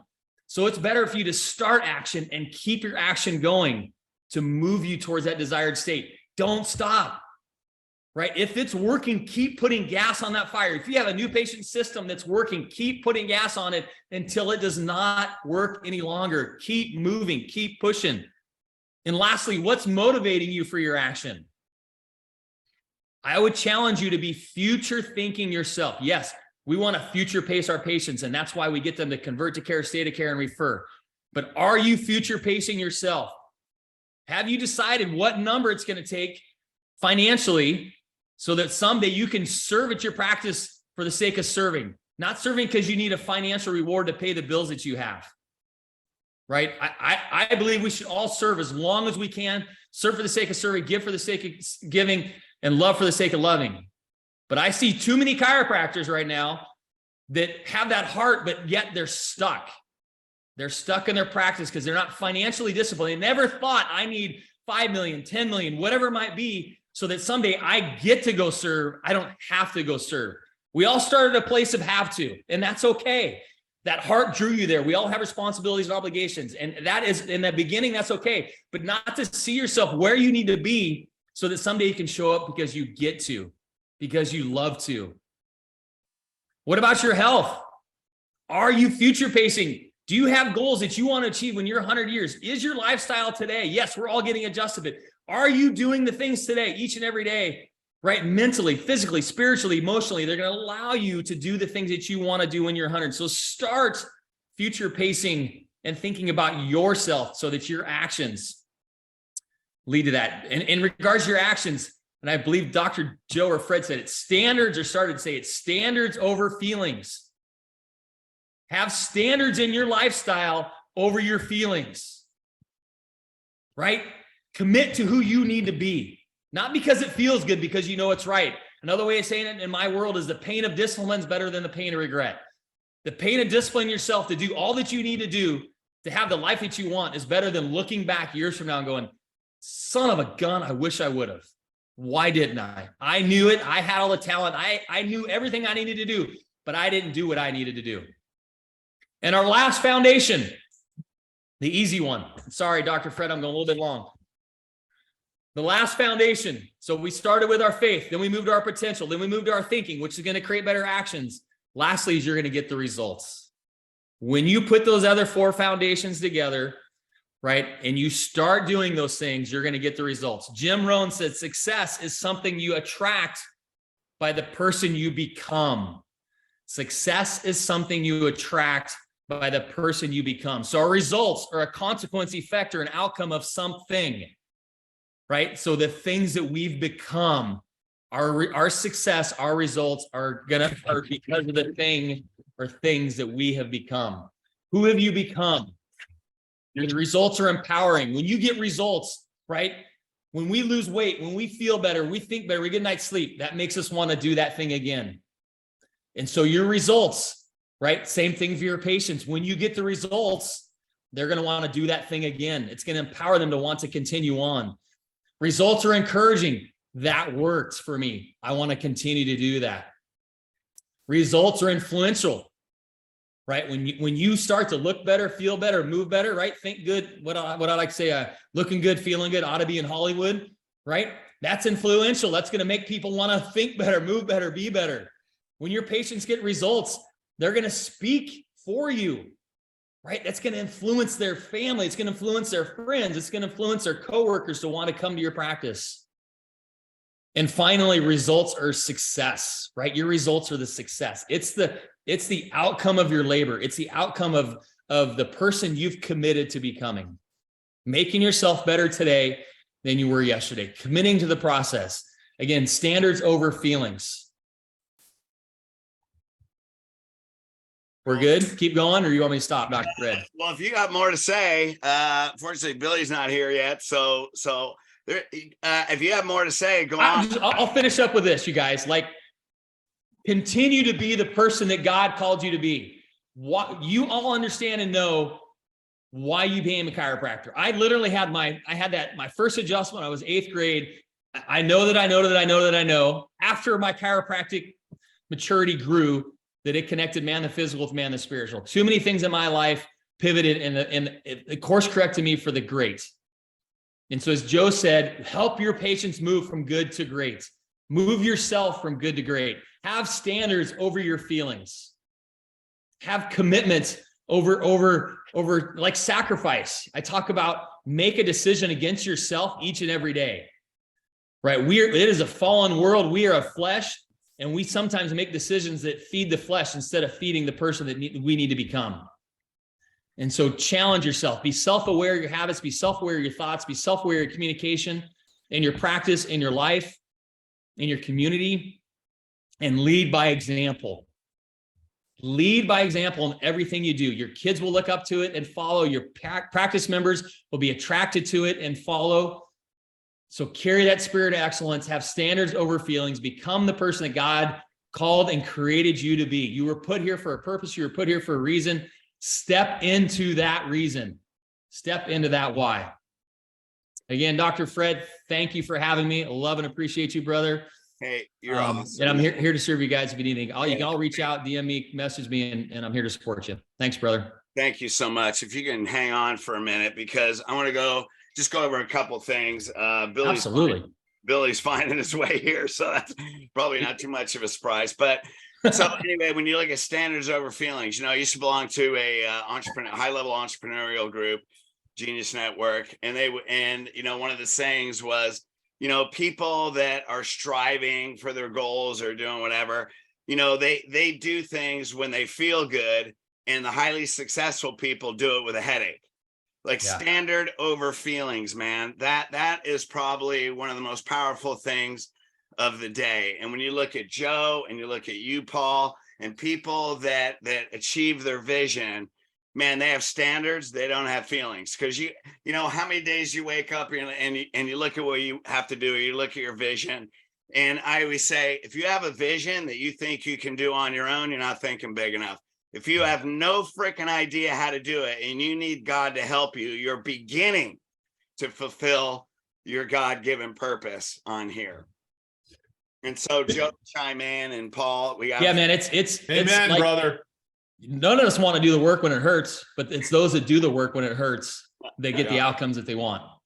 Right. And I would challenge you. I personally believe in march to the fact that our physical discipline builds all other disciplines in our life. Yes. I think being physically disciplined and challenging yourself, pushing yourself when it sucks is going to build all other disciplines in your life. It's going to build your faith. I mean, all other disciplines, I think, come from really physically challenging yourself. And so that's why I kind of turn the brain off and just beat the tar. You know, I'm kicking my own ass, as Jim Carrey would say.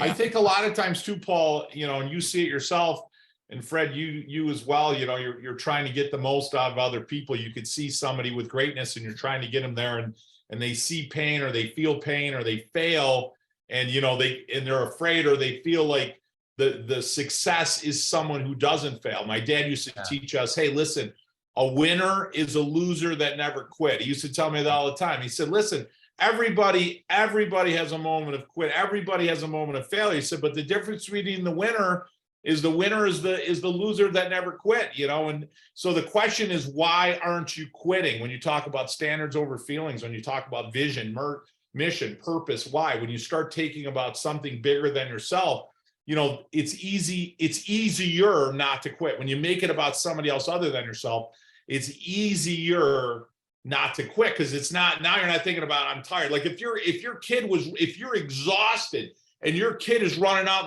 in the middle of traffic, like there isn't one neuron in your brain contemplating whether you're going to run out for your kid to save his life. You're not going, I'm tired, I'm fatigued, I just woke up, I'm hungry, this hurts. Like you wouldn't even think that. You would give every last bit of yourself. So if you could build that love for yourself, your standards, the respect you have for other people, the respect you have for this glorious profession, what the principle of what we're trying to achieve, if you could focus in on that, I'm not going to say it's easy, and all you guys, you know, you all say the same thing, and it's not easy, but it's certainly worth it. It's certainly worth it. Well, I think it comes, Joe, like to your effect, serving something bigger than self. Like serving your kid is serving something bigger than self, because you would sacrifice yourself every day and twice on Sundays for your kids, right? Like, and so when we show up in life and we have a, you know, again, we're moving and acting and thinking to serve something bigger than ourselves, doing the work just comes naturally, because it's what you want to do. And then learning to learn from your failures. Like, what did I do wrong? And how can I apply a different aspect or different direction to get a different outcome? Yeah. I was talking to some guys recently, and we were talking about, like, why don't you take action? Like, why don't you ask mom or dad to come in? And I'm thinking about this, like, think if you're at a restaurant and there's 10 people at a table and somebody starts to choke, right? Like, you get up without questioning for a nanosecond. You wouldn't be like, oh, geez, you know, are they going to like me? Are they going to be upset with me? Are they going to think I know what I'm doing? Am I a real doctor? Not a real, like, none of that would enter your mind. You'd immediately go up to the Heimlich, right? I mean, so why don't we behave the same way when it comes to what we do as chiropractors in an effort to remove the obstruction, not in their trachea, but in their nervous system? You know, like, why don't we react without flinching, without thinking? Why don't we react what we know innately needs to be done? And if you can connect yourself more to that, you know, you're definitely going to affect more people. Not everyone's going to get it, but that's okay. You know, it may be 300 times they need to hear it before they say yes. And maybe you're part of the process, right? Maybe you're the 100th time they're going to hear it. Like, don't discredit your existence or your value because they don't get it and they leave. You're part of the necessary process in order to lead them there. They all deserve to hear the best. If they leave, they leave. But if you don't go for it, you're missing out on so many other people that would have gotten it if you showed up at your best. So, well, then that burns on you too, right, Joe? Because it's if you're not sharing your truth, you're not sharing your purpose, you're not sharing your why, and that patient doesn't take care, and then something happens down the road, that's on you. But if you tell your story, you tell your truth, and they choose not to at that time, then you can sleep well at night. But if you're not sharing that truth, then you shouldn't sleep well, because you held back and you're not telling your truth. And to what you said during your talk, you should be looking at that x-ray image. And if it's not emotionally stirring you up to like future pace where that person's going to be, if you don't step in the gap for them right now, you got something wrong with you. So like, get fired up. Hey, let me comment. I want to comment on something you said, Paul. And obviously, we're very physical, kinesthetic people, and not everybody's like us. But when you talk about stepping in the gap for someone, first of all, when you look at an x-ray, you're not just seeing a subluxated spine. The subluxated spine isn't the problem. The problem is you got a friggin' spinal cord going down there. Now we have a big freaking problem. That's the problem. And too many people focus on the spine and they forget about the most important part. Joe. Yeah, there you go. You got that. Keep going. Keep going. I love it. Yeah. Now you got a spinal cord in there. So when I practice and I look at x-rays, And I mean, hey, we do a lot of work with CBP docs. I'm not looking at what's going to take to fix the spine. I'm looking at, we need to take stress off that spinal cord ASAP. Correct. Now, I remember a dude was at CBP at a high volume practice, and in the middle of corrective care, the guy had a heart attack and died in his reception area. Oof. Which shows you that, you know, just because they're getting adjusted doesn't mean they're safe. He had a kyphotic spine, you know, degenerative. So your goal is to get them corrected as fast as possible. That's your goal. I mean, you're relentless. People don't miss appointments. They don't get it. They don't get it. While they're subluxated, they're dependent on you to jumpstart their nervous system so their body can heal. Until their spine gets in a structure where their spinal cord can function on its own and they can heal. And so that's the thing. So stepping in the gap, you have to step in the gap for yourself.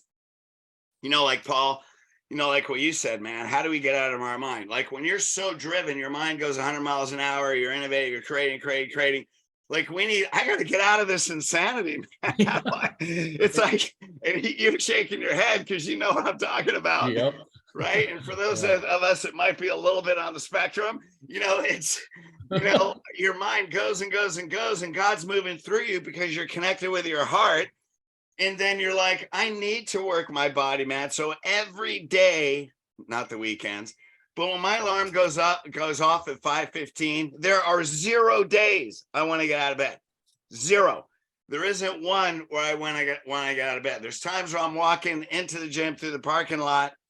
But it's those morning rituals. In a little while, I'd like all of us to get together and talk about our morning rituals. Because if it wasn't for my spirit, mind, body rituals in the morning, then there's no way we could do it. And so it comes down to rituals. You have to put, there you go. We're going to talk about your rituals here in a little bit. Dan Sullivan's coming on next. But if you don't have rituals that put you in an exceptional spiritual state, if you're in your humanity, you will certainly cave. When you have the ability to come into your divinity, who God created you to be able to put these God glasses on, see the world differently, realize that you're here to create heaven on earth, and you're willing to step in the gap with yourself first. Stepping in the gap with other people becomes automatic. Well, it starts with you, right? You have to lead. As a leader, you need to go first. Like you have to. Absolutely. Right. Yeah. So anyway, I got all right, brother. That. So, hey, Dan, if you're ready to go, we can start a couple minutes early. Well, one last statement I had. Why were you talking about, like, I get up and you're like, hey, Joe, see a lot of people. Paul gets up and talk about how tall he is, how big he is. Why the fuck were you talking about that? Are you know, inadvertently, you're calling me some short Italian without saying the word. And it kind of bothered me a little. I gotta be honest with you. Dude, yeah. Hey, I think I come up to Paul's shoulder. I think maybe not anymore, Paul. It's a better year. They're probably up to your elbow. Playing football with your boy. When your name ends with a vowel, you're automatically under 6 feet. I'm taller than Fred. That's all it's important. That's all I care about. Oh, shoot. All right, goodbye. I'd like to introduce Dan Sullivan, man. Crush it, Dano. Yeah, you know, here's another spirit 9 feet tall, right? Like we don't have to be tall, but our spirit goes in front of us. High volume practice, you know, lives the principle. You know, like all these guys, not that they live the principle, is that they are the principle. The principle is in his beingness. I've known you, Dan, for a long time. The impact that you're making on the profession, your heart and love for the principle and for chiropractic to make a difference, to create a new world is unwavering. And I'm just honored that you're here with us today. Hey, it's such a blessing. Can you hear me, Dr. Fred? Yep. You got me? Okay. Listen, if anybody has, well, here's what I'll say. I've got some stuff I want to dive into. I want to keep it. I've got to the top of the hour. Is that correct? Okay, cool.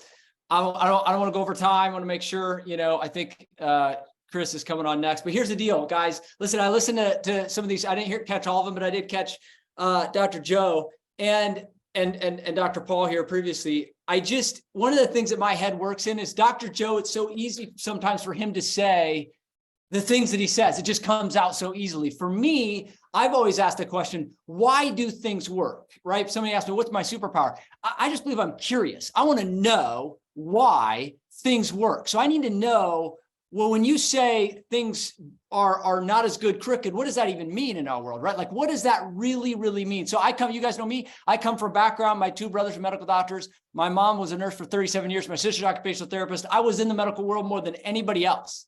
And got injured pole vaulting at 16 years old, path changed. I can remember going to a spinal specialist. My mom took me 2 hours. It's funny because I have a birthday tomorrow, and my parents are in town. First time they've been in town. I live in Nashville, Tennessee. They haven't been, my dad won't fly. So they drove down, and they've been here for the last few days. So I'm kind of going through some of the old memories and down memory lane. And I remember going to this before I went to this chiropractor, first time 16 years old, I went to all the doctors, and my identity was wrapped up in sports. So I was a pole vaulter, I was a football player, I was a baseball player. And I remember being with my mom at this spine, essentially he was a spine specialist named Dr. Froggett. Pulled my mom outside, basically said, we think your son's faking it because there's no tests that reveal anything that would indicate why he's having pain. Bone scans, MRIs, x-rays, all things. And this was after going to about 5 or 6 doctors. So my mom got real mad, and even in her, nursing background, basically was threatening to put me on antidepressants. And he was basically saying it's all in your head. And I told my mom, hey, if it's in my head, how do I get it out of my head? Because all I want to do is be able to get on the field again. And so that next week we're at the dentist office, or somebody in my family's at the dentist. And so our family dentist told my mom she's a chiropractor. And lo and behold, there I was. And I tell you guys this because, that started the journey that was unique. And I remember my sister-in-law, Mandy, said, whatever you do, Dan, when you go to chiropractic college, don't be one of them. And what she meant by that, and you guys maybe know, I don't know if you guys don't know Eric McKillican. So Eric McKillican was my sister Mandy, and my sister-in-law worked for Eric McKillican in Omaha, Nebraska for 6 days. And he was too crazy. My brother was in med school at the time.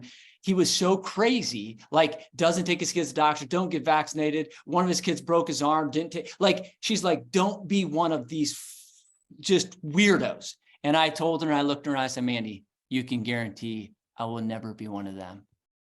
And then I get to chiropractic college. I listened to a guy named Dave Majors in my first trimester. Dave Majors comes to does an American Legion Hall in Richfield, Minnesota. And I remember listening to him and I thought, man, there are things that he's saying that makes so much sense, but I'd never heard it. But because they made sense. And here's what I want to write, just listening to these guys, it just reminds me, you guys have heard some things in your life, even up to this point, March 11, 2023. The question is, are you willing to actually do the thing that you feel like is so easy to Joe Borio, is so easy to Paul Reed, is so easy to Matt Hubbard, is so easy to Dr. Fred? It's not. It's just that we've asked a few more questions than you have. And if you go there, if you allow yourself, so that's what I want to approach to you here today and I've got a few slides. I've got a few slides, and I'm going to slow down, but I've got a few slides. And what I want to propose to you today is the questions that you have, I've already had. I remember debating with a science instructor. 2011, I wasn't ever going to sell my practice. I would have never sold my practice. We went from 0 to 1,000 a week in 4 years. And where I had mentors, friends of mine, buddies of mine, I went there in a year, but it took me 4 years.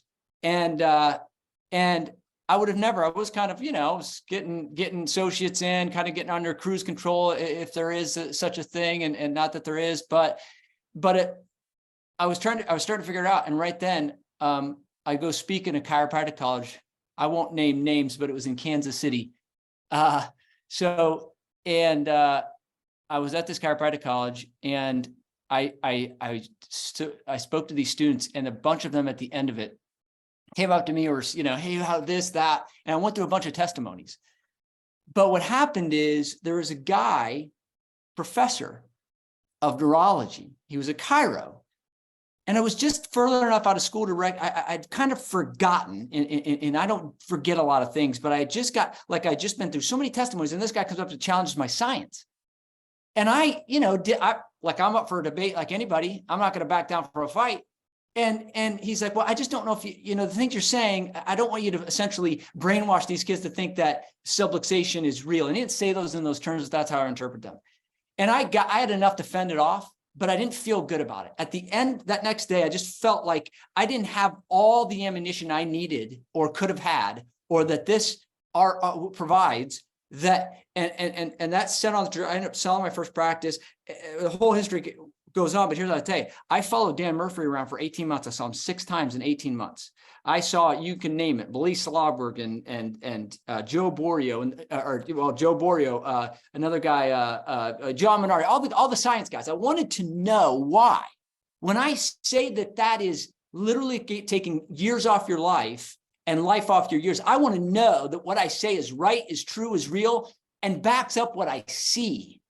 Science doesn't answer all the questions, but it does answer more than you think. So I'm gonna share my screen if you don't mind. I've got just a couple slides. I think I could do that. If I can, I'll I got to make you a host. Make me a host, Dr. Fred. Yeah, there you go, brother. All right, now just share your screen. Okay.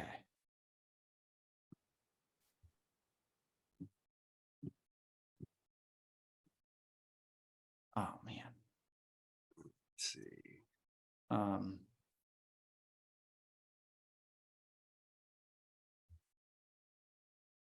Okay.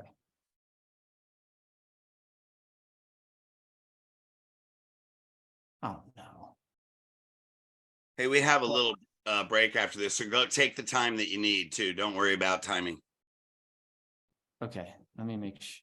You can't see my screen right now, can you? You're just seeing me? Well, I can see you. Oh wait, here we go. Hold on. Here we go. How about now? Yep, right on. Okay, sweet. Let me play this. So here's my question. I love this because it's right back to what Dr. Joe and Dr. Paul were saying. So what's the evidence that every chiropractor must know? Here's my first question is, what are you looking at? And the other question is, what will you accept as proof? But let's dive in. You guys know there's something called the Tetris effect. You remember this game, Tetris effect. The Tetris effect occurs when people devote so much time and attention to something that it begins to create patterns and mental images in their dreams. It takes the name from the video game, because what they did, there was research that they took for 3 days, they took these subjects, and for 3 days they played Tetris. That's it, for 3 days straight. And by the time they got done, literally everywhere they went, grocery store, they would just see stacks of blocks, no matter where, everything was about a Tetris game. My question to you is, right, when I look and study the greatest artists, Beethoven, Van Gogh, when I study the greatest communicators of our time, Steve Jobs, these greatest, if you look at these people, when you look at the greatest communicators in our profession, the Joe Borios of the world, the Dr. Freds of the world, you see it's that the movie called The Sixth Sense. All I see is dead people, right? All you see is this one thing, right? The question is, though, is I just believe that enough of us don't ask enough deep questions, right? So I wanted to point this out. What do you see? Do you know that life expectancy in the year 2020, and this was from 2019, it wasn't from COVID, it dropped off a year and a half for the first time in like we've had a lower life expectancy for the first 4 years in a row. It's going down since World War II, right? If you look at opioids, let's look at why do I look at opioids and NSAIDs? Because when you study these drugs, listen, function is the magic of chiropractic, right? It's all about this. I don't know if you can see me, but I'm pointing to a brain. Like I'm a brain guy. Like it's all about the brain. It's all about the brain. The evidence is crystal clear on this. But people come in, and we could agree that typically they've come in and they're looking for, the mountain of medicine, the mountain of the medical model to solve their problems. So when you look at opioids or even NSAIDs, and you look at how disruptive they are to the gut and directly disruptive to serotonin. Well, why is that important? Because when you look at serotonin as a hormone, it is the joy hormone. It is the happiness fulfilled hormone. And when you see what you do as just an alleviation of pain, that's one thing. But if you see what you do as an alleviation of not having to go to that, then what you start to see is you start to get an opportunity to see, wow, gosh, literally I give people their life back. Because if they don't go down this route, what's going to happen is they're going to go to doctors. They're going to continue to go down and have these symptoms, which even though they may be tough and rub some dirt on it, there's going to be a place in time where they're going to have to go get it because it's going to go so bad. And they're going to have to, and typically, and what's that, where are they going to go? What's that doctor going to do? Right. And so I study this stuff because I want to know, in my spirit, I need to know that I know that what I do is so critical to their life and nothing else is more important. Tell me, right? It's not your car. It's not your house or boat. Your health is the greatest physical asset we have. So I want you guys to see that, right? I want you guys to see, because the moment you can see that, you're not speaking from a place of a one-liner that's going to get them. You're not speaking from a place of, oh, if I just had a better script on this one, I would get it. No communicator, no successful chiropractor that you guys know has just a one-liner. Now, Joe is, almost got it dialed, but what you have to understand, hanging around Joe for a little bit is there's so much depth. Fred, you said this one time, and we were at, I don't know where we were at. I think it was at your event or I can't remember, but you're like, Joe is so, and you said it so well because you study human psychology. He's so disruptive. He can pattern interrupt like anybody. And so here's the thing. Sometimes I look at a guy like Joe and I'm like, I can't do that. Right. I know some of you are with me. Like, not that, but see, God gave me a superpower that Joe doesn't have. And so we can't look left and right. We got to go deep down. Now, here's what I'll say. I don't care who has superpowers, the depth of what you have. When you start to understand from such a depth, like, it starts to change everything. So my question is, what do you see? What is your Tetris effect happening? What do you see? Because when I look at this data, when I look at the current trends, when I look at society, when I look at the number one cause of bankruptcy, this has been in the last 10 years. And it just happened again. The number one cause of bankruptcy, it will always, over and over and over again, is medical debt, sick medical debt, not healthcare debt, sick medical debt, treating symptoms as if they're the enemy of war, which we know happens. So my question again for all of us, it's what are we doing about it, right? And what we could do about it is first get a Tetris effect. What am I looking at when I look at another human? When I look at their X-ray, I look at their scans, I look at their operation. So you get the point. I get fired up because I just can't help it. Sometimes I just don't see it any other way. And I want you to see it that way. I know that a lot of you do on this line. And then there's 66 countries that are better than the United States. I mean, you just start to look at that and the evidence is, again, it's crystal clear. So why do let me make sure. Okay. So Emory University professor, and this guy is quoted from a book I was reading called The Innovation Secrets of Steve Jobs. And they just talked about how Steve Jobs is innovative, but he's not innovative as much as you think. What they showed is that what he was so good at is creating associations. So he studied calligraphy and meditation. He was in India. He studied apple orchards. He studied cuisinar, a kitchen appliance. Why? Because he knew we're going to put a computer on everybody's kitchen counter. So I got to figure out how to make a cool one. So he was just good at associations. Well, so you think about what's your association to where someone's at and where they need to be, and how could health not be a part of it, right? I sometimes get not jealous, but envious. I'm like, I go to a lot of these church conferences and they're like, they kind of got the Trump card. It's like, I got the Jesus card. Like, we got people that will volunteer and give up their life as a volunteer. And I'm like, how do you do that? How could I do that in my own business? Right. They're like, well, salvation. Right. But I'm like, right next to that would be physical health. Right. And you have to live out. God gave us this health. So what this guy said, he's a PhD professor at Emory University. A person can have the greatest idea in the world, new and novel, completely different than anybody else.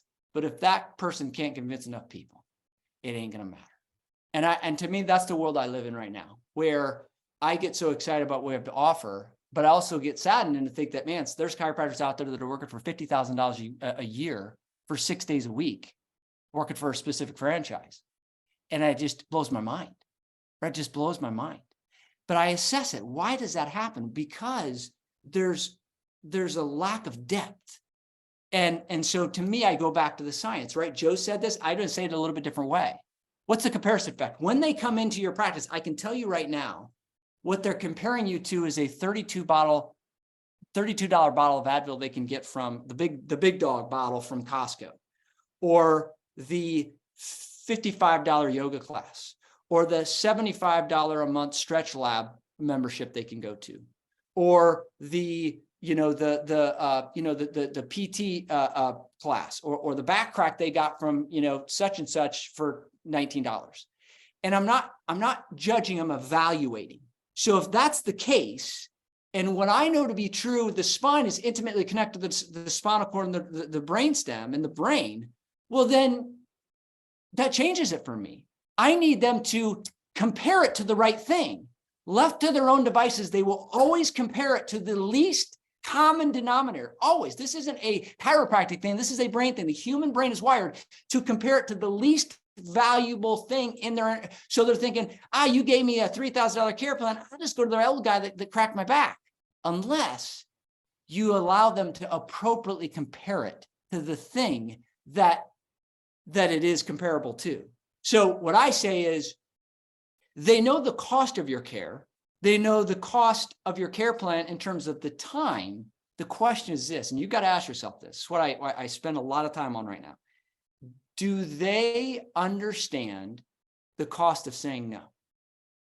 See, until they understand the cost of saying no, you can beat them over the head with every aspect that you have.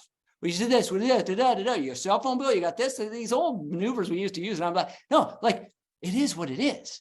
Like, is it that valuable? The question is, what do you see? Right? It's back to what's your Tetris effect? And so do they understand the cost of saying no? Because I'm going to tell you when they can, right? And this is what I was talking about for a minute, right? First off, communication.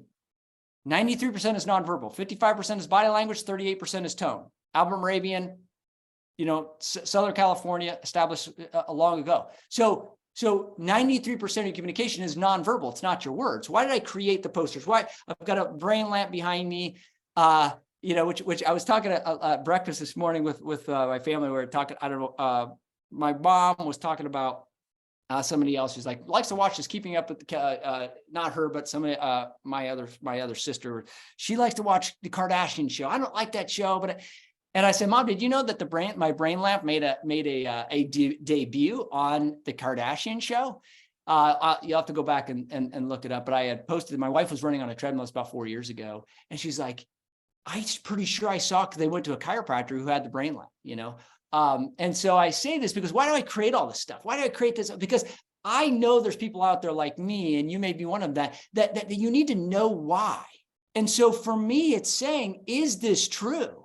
Can I look somebody in the eye and tell them that this is a concern, that out of me comes the cost of saying no is so evident, in that when you say yes, guess what you're like? We play by a different set of rules here. Like health and life look a lot different from here on out when you interact with me and you get this type of care. Why?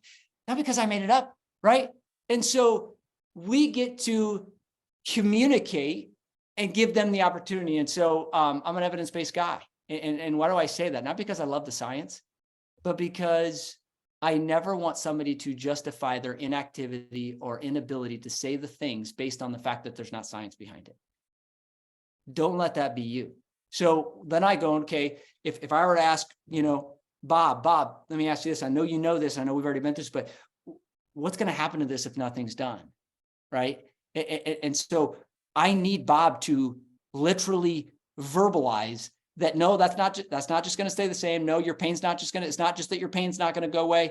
That's going to do one thing. What? That's going to get worse. How do I know that? Well, I could take 1987 Journal of Biomechanics by Tapio Vitamin. I could take 2004 by Henderson. I could take 2010 by Kramer. What do these say? That a joint that is not moving appropriately builds up scar tissue, adhesions, and then scar tissue. That then reduces the imbibition within a disc. That then turns mechanoreception into nociception. Higher population of nociceptors, and then that triggers this aberrant afferent input into the brain that then triggers the hypothalamus through the HPA axis, increases stress hormones. Stress hormones has a chronic disease. Every chronic disease you could ever imagine has an increase in stress hormones. So you start to dial this down. So it allows me to say this to Bob. Bob, that's what I'm afraid of, right? And we're not going to let that happen to you. Is that is going to degenerate at a rapid pace that you don't want to be a part of. And by the way, right, you've got one. So you see where this comes from? And Amy said, wow, how do you get this? How do you get this? Like, it comes from me asking enough questions. And I want you to be able to have that. And so, as you guys know, as I kind of, wrap up here, is like, facts tell, stories sell. It's unequivocal, right?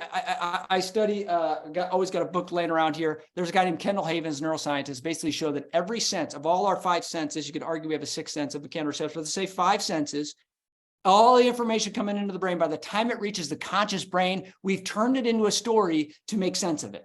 Somebody asked me this a couple of weeks ago at an event I was doing, and it's like, why do you keep talking about story? You were the science guy in chiropractic, and now you talk about story. I said, because it's like Pastor Andy Stanley said this one time. He said, are you trying to teach the Bible to people, or are you trying to teach people the Bible? Because it's 2 different things. Are you trying to teach chiropractic to people? Or are you trying to teach people chiropractic? Because people would be the night I start with the brain, and I start to understand how the brain is wired. And then the brain is wired for story. We know that. Research shows that you have 6,700% increase with one story, 6,700 increase in value, meaning they pay more if you communicate with story. They will stay longer. Princeton studied 22 times more. Why? Because they remember it more. And that they'll refer more when they remember more without you asking. So this is why I geek out on story. I've thrown this in there, work higher, not harder. I believe we have an opportunity at our hands right now, which is to actually automate your ROF, 80% of it, right? And I could go into why I won't here, but this is the thing I'm on right now, and not just saying it, we're doing it for clients, how to automate your ROF. See, the thing that rubs me and I'll close up here, Fred, but is that when people say, well, I just want to get it. Take your time. Okay, cool. We have a little breather, so just let it go, man. Let your heart pour. Okay, so I want to just tell you that we're in a time post-COVID. I mean, I have watched a funeral online. I've watched, I've seen people do jury duty online. I've seen people obviously watch a lot of weddings online. Unfortunately, they've seen the last of their loved ones online because they could. So we're dealing with a day and age where doing things where you can automate has become an all-time high. It's only going to get more from here. Why do I say that? Because it really grinds my gears when I see chiropractors say, well, I want to do the report of findings. I only have 8 minutes. And it's like, well, I'm going to tell you right now, if you're doing an 8-minute report of findings or 6-minute report of findings, that's fine. But the idea that you are going to try to get them to understand anything about chiropractic, and then you say, well, I'm in practice, so, it's just got to have a pain-based practice and nobody in my town. No, that's not the case. You're not giving an opportunity, right? Give them an opportunity. Give them an opportunity to understand what it is we do. There's been about 4 or 5 books I've read in the last literally year and a half. The Expectation Effect, Happiness Advantage, Mindset by Carol Dweck, how to think bigger. All of these, well, Biology of Belief is another one. It's an oldie one, but you start to understand this stuff is the point is how you think about something is really what turns out, right? The frame you put around the fact. And the reason I bring this up is a lot of chiros aren't even given an opportunity. So if that's you and you're finding yourself, man, I don't want to spend a ton of more time. Like I grew up in an age where you sit people in a room and you may 6 or 8 or 10 or 12 of them, and you give a group doc report and then you break them off individually. And that worked and it was amazing. And it still does to this day. Amazing. I'm here to tell you that I believe that there's a way to actually kind of have your cake and eat it too and we're seeing it like to be able to take 80% of what we do to be able to be captivating. But to me, there's 5 things. Number one is you got to position yourself in a report of findings. You got to position yourself appropriately, position your offer. We talked about comparison effect, cost of saying no. You have to have a comparison effect. You have to have the cost of saying no. You also have to have a motive. Well, what do you mean, Dr. Dan? Well, the reason why story is so compelling, by the way, when you have a signature story, which we all do, if left to their own devices, they think that what you do is going to be your benefit, your success, your power, your money. We have to flip the script on that because it needs to be flipped. It's like our buddy Roberto Monaco says, they're already making a story up about you. You may as well tell them the right one. And so everybody has a signature story. Every one of us have a signature story. When you tell it, it creates a motive. That motive creates trust. I can measure it. It's called oxytocin. We have shown that when you measure that oxytocin, it increases trust. Not only are they willing to pay more, but they actually will tell others about you. And so this is where a signature story comes in. And then you wrap that up with testimonials. I deal with this every day where I got docs that come to me like, well, I just feel like I'm kind of bragging on my, I'm not, when I tell testimonials, I don't have the time. I'm like, listen, you can tell me all you want that you don't want to do that, or you think it's like, but you got to realize when you start to study sales, you start to study conversions, you start to study a low trust environment in any industry, that the way you get them out of it is you you allow them to put themselves into. If you follow Alex Hormozy, he says it so well. People don't buy because they understand, they buy because they feel understood. Have you ever asked yourself why divorced people end up marrying divorced people? Why widowed people end up marrying widowed people? Why? Because they feel understood, they feel edified. There's nothing that can make somebody feel understood than a story and a testimony. If they don't want insurance, or if they're hung up on insurance, they're hung up on going to, like, stories overcome this like that. So the last thing I'll say, I'm just saying this because you don't have to have this like, we're in a day and age where let technology be what it is, right? The printing press changed things. Currently we're living through a digital revolution, and you don't recognize the bigness of it until you're out of it. And so I don't want anybody to miss that. The last thing I'm going to say, and this is what I started with, and I'll close up here, is that I want you guys to think about that. I want you to think about, what do you see? What do you see?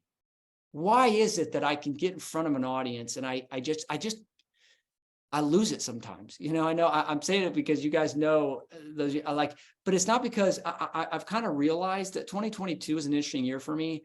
And I realized there were some areas I went down, and I wrote this book, and there were some areas I was going down that I realized like aren't inside me. What's inside me is I teach people how to communicate above, down, inside out healthcare. Bottom line. So, but we live in a day and age where that's so not only unknown, that's still so not so it's less than it's not as accepted as some of you on this line really need it to be in order to move. But I'm telling you right now, leaders don't expect others to understand it. They lead. They just lead. Now that starts with having a depth that I just disagree. Speak your truth. No, speak the truth. What is the truth? Like, does the body heal itself or not? That's not ours to debate. It either does or doesn't. Does the nervous system run the show or not? That's not a debate. Does the spine have an intimate connection with it? It's not a debate. Is there research to back up the value and efficacy of the benefits of adjustment? That's not a debate. You can debate it, but not with guys, right? So I have gone down that to say, man, it just breaks my heart that a chiro would accept $50,000 a year. I know it's nobody on this line. Why is it that two people sitting at the same thing, right? It's D.D. Palmer, same table, same family, same genetics, same food, right? I'll say this, same chiropractic college, same class, same books, same boards. One gets worse scores in all of them. One gets amazing scores. The one with amazing scores goes and makes $60,000 a year. The one with the worst scores makes $350,000 a year, is happy, is fulfilled, is purpose-driven. What's the difference? Number one, do you own it? Do you have a depth, right? Have you asked yourself the tough questions? Number two, can you actually communicate it? Those are the two things. Now, I'm kind of making, you go chat GPT world, how to open a chiropractic, it'll tell you how to do it. It's got a pretty good idea. What it doesn't take an account for is that, because I've asked it, hey, how to open a chiropractic? It's actually pretty good. How to open a chiropractic practice to be successful? It's not bad. What it doesn't account for is that chiropractic college actually graduates a chiropractor, and that they understand the difference maker was understanding our uniqueness, being able to deliver the goods, and then being able to communicate. And so, man, Fred, what an honor to be here. Anywhere I could be of help. We'll love that. Appreciate you. Obviously with Dan, you can see, look at the introduction. He is the principal. When you look at all these leaders, you look at their unwavering conviction, and this is a famous Gonstead quote, right? Never question the principle, only question your application.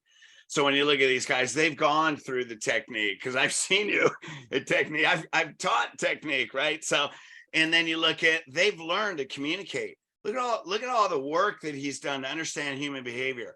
Not because he wants to start a patient. Anybody can do that. In all these management groups, because I grew up in those management groups, I had four that tell you, give them what they want and then teach them what they need. The brain doesn't work that way. It doesn't work that way. Patients come in a highly emotional condition.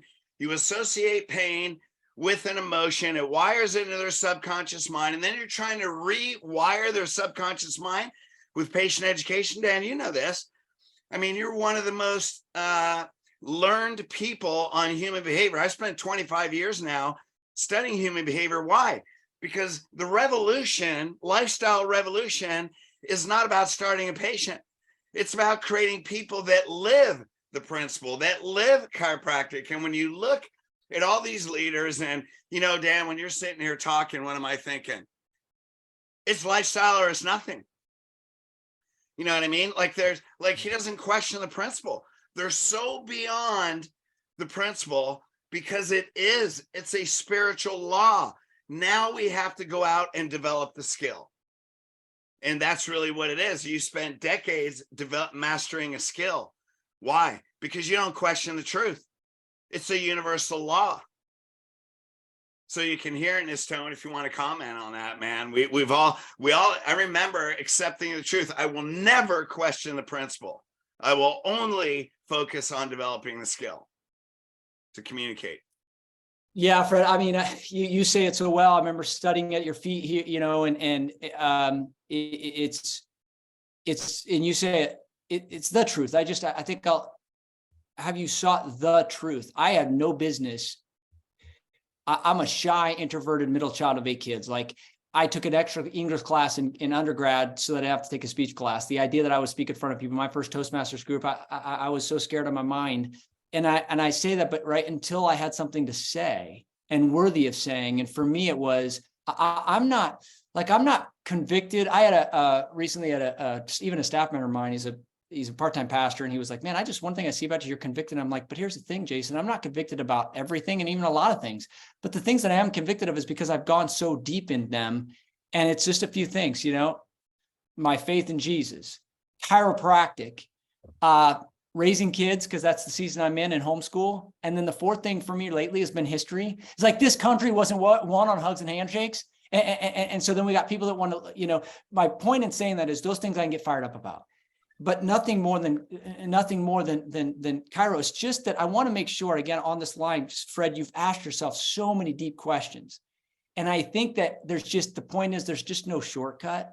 Get around the right coaching. Joe said that, like Tiger Woods doesn't, you know, you don't think it's get around the right coaching, get around an expectation that I could, and I'm worthy of this. And so, yeah, we're speaking to the choir because you guys are here on a Saturday, like rock and roll. So know that's the DNA that you live from, and move there, meaning you're worthy of that. And the next step, and whatever you're looking to scale, like, we're part of this. Let's rock and roll with it. Know that there's no reason you don't get off this call in the next week, 2 weeks, 6, that you grow this thing and you know, in your flavor. So, yeah. Well, I want to tell you also that the people that are on here are handpicked. Hey, even though Matt and Billy didn't quite make it, we'll catch them next time.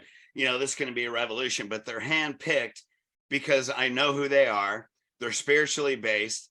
And when you look at Dan's core values, God first, then chiropractic, it's a universal law. But the reason these guys have done what they've done is because God was first. And that's how they do things that are so freaking uncommon. You know, being common, I'd rather be dead than mediocre. You know, you didn't come to be a chiropractor to be dead and bored and comfortable. And when you look at Fred, let me say this, what you said there. Do you guys know that every 3 minutes in this country, every 3 minutes, there's a millionaire born? Every 17 hours, there's a billionaire born. Think about that. Every 17 hours, a bit. You want to be different? Build a life. Paul Reed said it, build an empire. Get your health right. Get your spouse right. Get your mission right. Get your giving right. Get a community of people. My point is, be different. If there's something that on your gravestone, right, be flipping different. Serve people at the highest, like, anyway. So I think sometimes we think make more money, and I'm all for that by all means. But that should just be an expression of who you are and your purpose. And I'm telling you guys, like, to take people and their eyes to open up and their light bulbs to go out and to literally transform their life. It's just, I'm not saying it's easy, but it's easy to build up a practice if you know what you're doing and to help people really transform their life. So anyway, that's an interesting stat. Every 17 hours, a billionaire. Are you kidding me? Like, let's be different. I'm saying have it all. Have it all. So, yeah, rock and roll. Well, to have it all, man, you know, let's go back to the same thing, man. Having it all is the principle. You know, the whole universe moves through you. That's how you get it all. When you understand that you're a divine being first, having a human experience, you're in a human body. The spine is the bridge between heaven and earth. You're here. You know, I was raised Catholic, And we said, we're going through the, I always say that I'm good at like CrossFit, because stand up, kneel down, do this, right? Walk down, right? But what did we say every day? Like it was rote memorization. And then it wasn't until I was probably in my 30s, maybe 40s, that I took this to heart. Thy will be done on earth, parentheses, right now, as it is in heaven. You're a spiritual being. You're creating likeness and image. Your responsibility is to bring heaven to earth. The spine is the bridge between heaven and earth. People are realizing the whole model that we've waited for, the chiropractors have been for decades, swimming upstream. We're not swimming upstream anymore. You're actually swimming downstream. People are looking for you, and we're here to create a new healthcare system. And if you're like me and you're like Dan and you're like all these leaders, we want to see it happen in our lifetime. Amen, man. Amen. Yeah, I don't know. What do you say after that? Well, we got a couple of minutes to kill. What is that? It's go ahead. Is Chris on, Zeno, or no? He will be here in 5 minutes. Chris, we can just light you up, brother. Let me go to Chris, and I know he's here. Let's see. Chris Zano. Here you go, brother. Where'd you go, Chris? Let's see. Go back to page 1. There you go. All right, my friend. Let me introduce Chris. You're muted, Chris. If you can unmute yourself, there you go. I met Chris years ago. Funny enough, before he got into professional competition, we actually used to use, we looked a lot like brothers. And I always tell a funny story. His mom one day saw a picture of me and thought it was him. Yeah.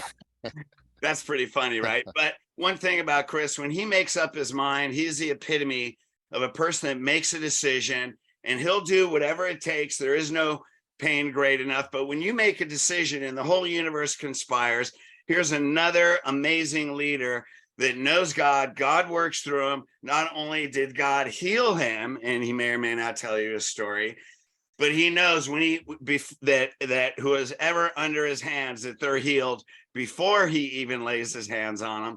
A person with so much unwavering conviction. And I think the peak in your practice was 2,600 a week. So to be able, the spiritual being that can even attract that many, he's gonna say some one-liners. They're gonna come from his heart and his spirit. Pay attention, because this will truly be a transformation. I'm honored that you're here, brother. You always contribute. Whenever I ask you for something, you're there. And I just want to say love and appreciate you.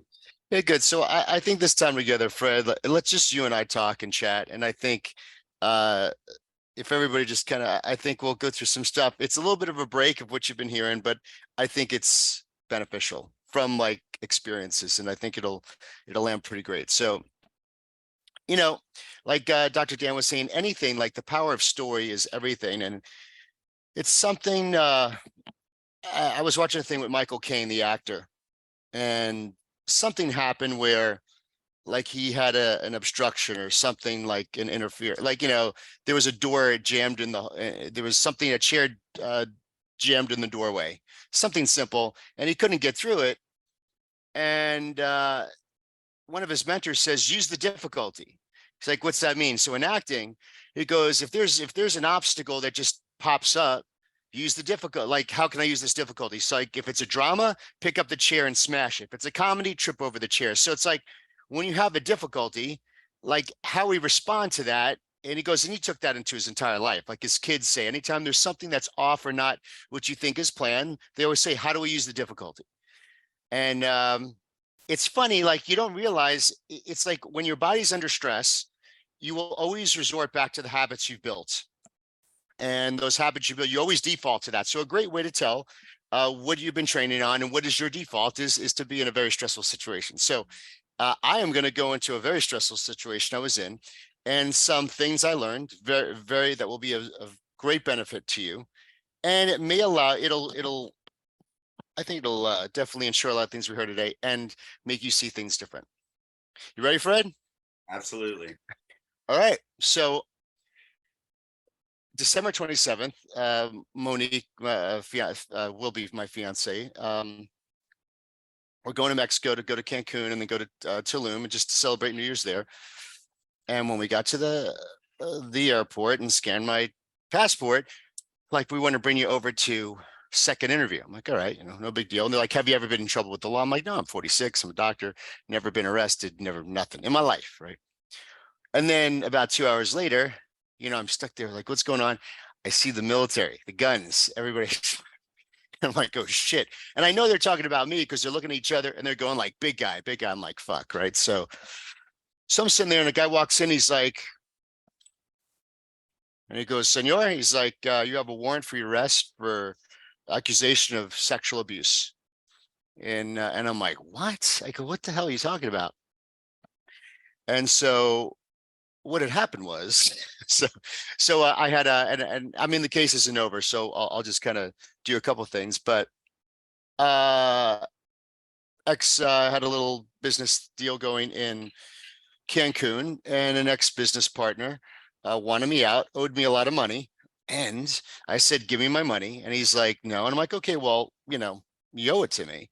And he's like, well, I could have you A, B, and C. And this was like in July. And I'm like, screw you, dude. Like, shut up. And sure enough, they conspired and they did this. So imagine, so they take me. So I'm walking through the Cancun airport. I mean, and it's like something from a movie. There's three detectives behind me, three in front of me, armed guards. Like you look like, I mean, cuffed, shackled, like I'm like I was a murderer. And their sexual abuse is way more destructive than like robbery and stuff like that. So they take me into jail, and then Monique is with me, and thank God she speaks Spanish, but they read me my rights in Spanish, not allowed to do that.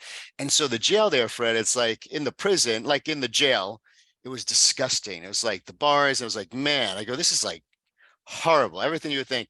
And they're like, no, he's not going to stay here. We're going to take him to the recreational center. So when you hear the term recreational center, you're thinking, oh, thank God, because this, well, so probably about 10, then they drive me in this place, in the back of pickups, they got the rifles, they bring me there. And then they go in there. It was like First Blood Rambo, if you guys saw this. So they stripped me down. They took my Yeezys. They took, and I gave Monique my phone right before they did it. And so I'm stripped of everything. They just had me wear my underwear, took my socks, took everything. And then, and then they jammed your chin into your chest and brought you everywhere. Like, that's how they moved, your chin in your chest, and they pushed you everywhere, grind your head into the wall. And I can't speak Spanish. And so gringo this, gringo that, and I'm big. And so there's just don't know what's going on. And I just, so like, here's the, so the title of this thing we're talking about right now is contrast. Okay. Contrast. So in the moment, you default to your survival needs. And I think when you default to your survival, it's really you're defaulting to the habits that you formed over the years. And I think these habits that you form over the years is the thing like that makes you resourceful, makes you resolve. I think it goes down to the basics of the human spirit. So yes, there's fear. Yes, there's scare. Yes, I'm confused. And I don't know what to do. So give me my jumpsuit and everything. And they put me, don't give me a call. And they put me in the cell. And so it was out in the field, and it was like these four looked like huts. And you went in the cell, and there was no electricity, and it was just concrete everywhere. And then you walk to the right, it was like this disgusting like hole that was like the toilet bowl, but it was like shit all over. It was disgusting. And there was a drain next to it, and then there was just like this pipe dripping water, and it smelled like sulfur, but it was shit. It was like brownish stuff. So, and I'm like, telefono mi madre, like, I'm just trying to get a phone. That's all I knew in Spanish. No, so you don't get the call. The embassy doesn't call you. So I'm sitting there, and like, there's no toilet paper. There's no sink. There's just concrete. There's a guy in the corner. He was maybe like 13 by 12. And it's like, Fred, here's the contrast. Less than 24 hours before that, I was at Tris. Remember, we went there for my birthday. Like, it was called, it was the Bistro. It was a beautiful place where they had like, we ate there before. We had that Curé, that private thing with Gunderson and everything. Remember it there? Yeah. So I was there 18 hours before, $1,500 Wagyu steak dinner. And Fred, less than 24 hours, like, what the hell is happening to me, right? So contrast, I mean, like this. So you got to think, how do I use the difficulty? I'm in this contrast. What's going on? And so I'm like, and you think the first thing you think is don't drink the water. I'm like, there's no water, there's no cups, there's no plates. Like I'm like agua, and he points to this basin that's dripping, and that's the stuff you got to like scoop up and pour in the toilet bowl for it to flush. That's what you scoop up and drink. That's what you wash your only pair of clothes with. And that's it. So I'm like, oh my God. So I'm not drinking, I'm fasting, I'm not eating. And 2 days go by, nothing. I can't even get out. So I was in like solitary confinement. And at night, guys are screaming because they're crazy, because this is where they put you if you do something wrong or get in a fight. So they're crazy and they're passing drugs through the cell and stuff like that. No electricity, no nothing. And there's no place to sleep. So by the second day, I was like, meal 2 is they gave you 2 tortillas, and I would collect the tortillas. So by day 3, I had a pillow of tortillas to sleep on. Still nothing. And so I'm sitting there, and like, when you have nothing, so I'm reduced to nothing. I don't have a name. I don't have a number. I don't have anything. Like the things in my life that I based my identity on are gone. They're stripped from you. I can't speak. I can't communicate. Right. So Dr. Dan, hopefully he's listening. Like, dude, I can't communicate. I can't fucking tell a story. I can't do anything. Now watch, this is good. This is good. So, when someone takes your cell phone, everybody tell me whose number you know. You don't know any. I didn't know my girlfriend's number. I knew my mom's number, and I knew my office number. So I was like, I can't even communicate and get anything out. So finally, they took me to court. They brought me to the court, and then they read me the case of all this made up shit, and yada yada, sentenced me to, like, very quickly sentenced me to 1 year in Mexican prison. You know, because they said I was the accuser's dad was the lawyer. It was all set up. So they wrote the statement, they reverse engineered the statement. So sexual abuse means I have to touch you, Fred, without your consent for more than 2 seconds. That's what the law states. So the what do you call it? The testimony was, and he touched me in this area for more than 2 seconds. I'm like, who talks like that? Because her dad reverse engineered the thing. So anyway, so that made me a risk to flee. So they said, as long as we do this process, you have to stay in prison, but nothing, no bail, no nothing. I don't have an attorney. I don't have anything. Right. So when I went to the court, Monique comes in. I'm like, oh my God. So I said, write your number on my arm. So she wrote it on my arm, and, you know, so I had to memorize it. And I'm like, later on, I found, I'm like, how'd you know I was there? Like, there was no, like, she's like, well, I knew the court opened at 9 a.m. every morning and closed at 5. She's like, so I showed up every morning at 9, and I waited until I knew eventually you would show up. So I'm like, oh, you know, so this is what I found out later on. So Fred, we go there, I go back. So I was there for 10 days, and everything's stripped from me. So what do you do? But here's where we're getting to now. The contrast. Fred, I could only trust my friends and family. People that I thought I could trust ran away. People I didn't realize showed up. I couldn't control. I'm a very controlling. I couldn't control anything. I had to trust people on the outside were magically trying to do something to help me. So it was very, like, I was submitted. There's nothing I could do. Then I'm like, how do I provide value here? Because I don't have money. I can't speak the language. So how do I communicate? So I was like, what are my unique selling propositions, right? Because now I got to survive, because I'm here for a year. And by day 3, I told Fred more of the story, but by day 3, I had total ego death. Day 3 was the toughest. Hallucinating, your anxiety is high because you're like, you know how the thing, like Neville Goddard talks about imagining the wish fulfilled. Like, that's how you pray, the wish fulfilled. I see myself with this type of practice. I'm talking to my patients. I used to air adjust people in faith before, as I was growing. So if I wanted to see 1,000 a week, I would adjust. Let's say I saw 200 a week. I would adjust 800 a week in the air. Like, I don't know if I ever told you guys this. I would do that. Sega Boost used to air adjust. Like, if I want to see 2,000 a week, and I was at 1,000, I adjusted 1,000 people in the air. And I would just go to the freaking tables and adjust it, because that's what I saw, you know, that's what I saw. So I'm going back to these rooted principles, but it's so tough when you're in a cell. When you open your eyes, the 3D world tells you you're in prison. There's no, like, way out of here. Like what I mean, I don't know what miracle is going to happen. So it's hard for me to imagine me on this podcast right now, talking to you guys and sharing this. I mean, I can, and I did. I'm going to tell this story someday, but like when you're there, it's like, I have no reason. I have no idea. I cannot calculate how this is going to happen. And then God started showing up. When I felt I was like at my wit's end, he'd start bringing me clues, such as they'd bring a person into this confinement and they left a piece of cardboard, or this person left a spoon, or this person. So every day I was given these little clues, these little helps to know that, okay, listen, like this is I am being taken care of. I am. And then I realized I'm in this prison because I'm being protected, and to serve this contrast. So now I'm put into general population. So I can't speak the language. How do I survive here? Because it's everything you could think about. Mexican prison, high security, but it's stuff you don't even see online. It's horrible. I'm drinking water. I'm drinking shit water. I'm sipping on it. Like I didn't have a cup, so they would pour water a couple times a day in your hand. Food was soupy. They poured it in your hand. I didn't have anything to eat off of. Then when I did find a piece of cardboard or plate or a bag, I would put the water in the bag. So you become resourceful, but I'm becoming resourceful and grateful at the same time. You wouldn't imagine that. Ego death, day 3.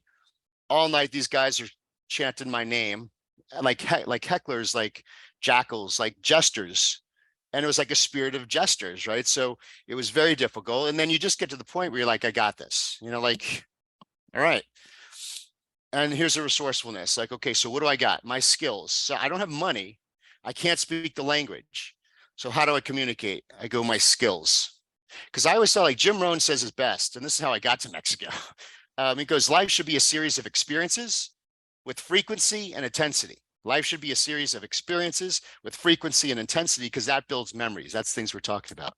But, he didn't specify that experiences could be contrasting. So this is my experience. Then I realized the second thing in life we got to realize is that when you have, the most important thing you could have after that is skills. Your skills become currency. So my currency in prison became skills. So what was my skill? I could adjust. And I'm big, right? I look different. I'm gringo. They called me Brutus. That was my like Popeye, Brutus. That was my nickname in there. So I adjusted the guards. I adjusted because here I wasn't getting food. I had no money. I didn't have water. It was shit water. And like here, I'm guilty of this. Like, you ever get frustrated with someone who doesn't speak your language, and you're short with them, and you're like, Jesus Christ, you should speak. Well, I was the guy. I was that guy now. So I'm learning about, like, I was guilty of being short with people. Well, I was the guy who couldn't speak the language. So I was treated like dumb, right? Like, so, but I had something I could adjust. So I couldn't communicate, so I would adjust. So when I adjusted the guard, or I adjusted the cooks, then the cook would whisper me over, and he gave me a bottle of water. And then, like I adjusted the guard, and at like 10:30 at night, 11, who knows what time it was, because you just knew light and dark. You knock, it goes, Senor, and he gave me like a pack of cookies. I'm like, okay, there's my currency. I could adjust. I could speak a principle into people, and they don't have to speak my language, but I could turn their power on, so I was the chiropractico, so I adjusted. I figured, like, that was my sanity. That's the only thing that grounded me, to feel like a normal human being again, because I was treated beyond an animal, so I could adjust. So I'm like, fuck, I'll adjust the entire prison. I'll adjust murderers. Like, maybe that's what I'm called to do. I mean, I'll adjust the prison, it's my skill. And then I would go out and like work out, like do body. And then so one guy would kind of hang with me. And then at the end of the week, there was 10 guys that would work out with me. Like, just, they just had a little concrete area. And so I started developing that. And then when we went to general population, they gave me favor, and they put me into a decent cell that had 16 guys, 2 top drug dealers, a couple guys for life, armed robbery. So when you pay the jail their money, because everything's money. So they give you favor, then you go in the cell, and then there's a boss of the cell. The boss has his own toilet bowl and everything. So the first thing they want to do is make sure you're not a narc or something like that. So they this is funny. I'll just say, like, so they put out lines of cocaine, right? So yeah, so drugs are easy in prison. So lines of cocaine. The worst thing in prison is a phone. So I saw people get the shit knocked out of them for phone. But so they make sure you're not an narc. So I'm going to do what I got to do. And then so chiropractico. And then the guy's like, my foot. The boss is like, my foot. So I adjusted everybody in the cell. And they're like, wow, you know, they liked it. His foot, he had tarsal tunnel. Now I hate Fred. It's a joke. I have Fred. I'm like, I'll never do feet in my life. If a patient's like my foot or my ankle, I'm like, sorry, I just spine. That's I hate feet. And sure enough, Fred, the first thing, these guys are coming out with the most gnarliest feet because they have foot problems. I'm like, shit, contrast, right? So I'm facing all this contrast, but you know what? I know how to adjust feet. So I adjust them. Tarsal tunnel, this and that, adjust the spine. So they're changing, they're getting better, they're doing great. And this is how I'm getting favor. This is because imagine like my communication, Sullivan, if you're listening, my hands from my communication, I couldn't speak, but I could adjust people. You know, I could Italian. yeah, right. I mean, so it was really, so I realized like in the moment, so this is where I want to show you guys some contrast. Imagine living in a world where your money doesn't mean anything. It's worthless. So you realize, so what skills do you have? Think of your skills as currency.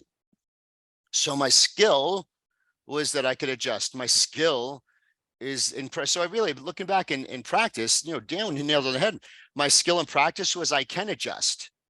And we know that. I mean, a lot of you guys know there's chiros that cannot adjust. Okay, so I can adjust, you know. No, I'm not saying this is not better than like I can adjust. I can adjust people. 2, I was really good at freaking communicating the principle. 3, I really was a good marketer because I just did it with dinners. I knew the one thing that worked.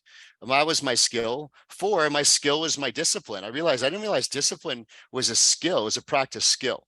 It was the skill of being able to do something kind of mundane and boring, but just doing it for a while, and whether you saw the results of it or not. So these were all the skills that were developed. So I realized, so now, okay, wow. Like, so I realized in there, Fred, I was like, well, when I come out, it's like, I realized what hurt me in practice is I delegated a lot of my skills out to other people that I thought had skills. So that's why things didn't work. Like I realized I need to go back. If I want to build my currency again, is, you know, it's the skills I have, and the skills we have and develop become your currency. So just imagine a world where cash wasn't your currency.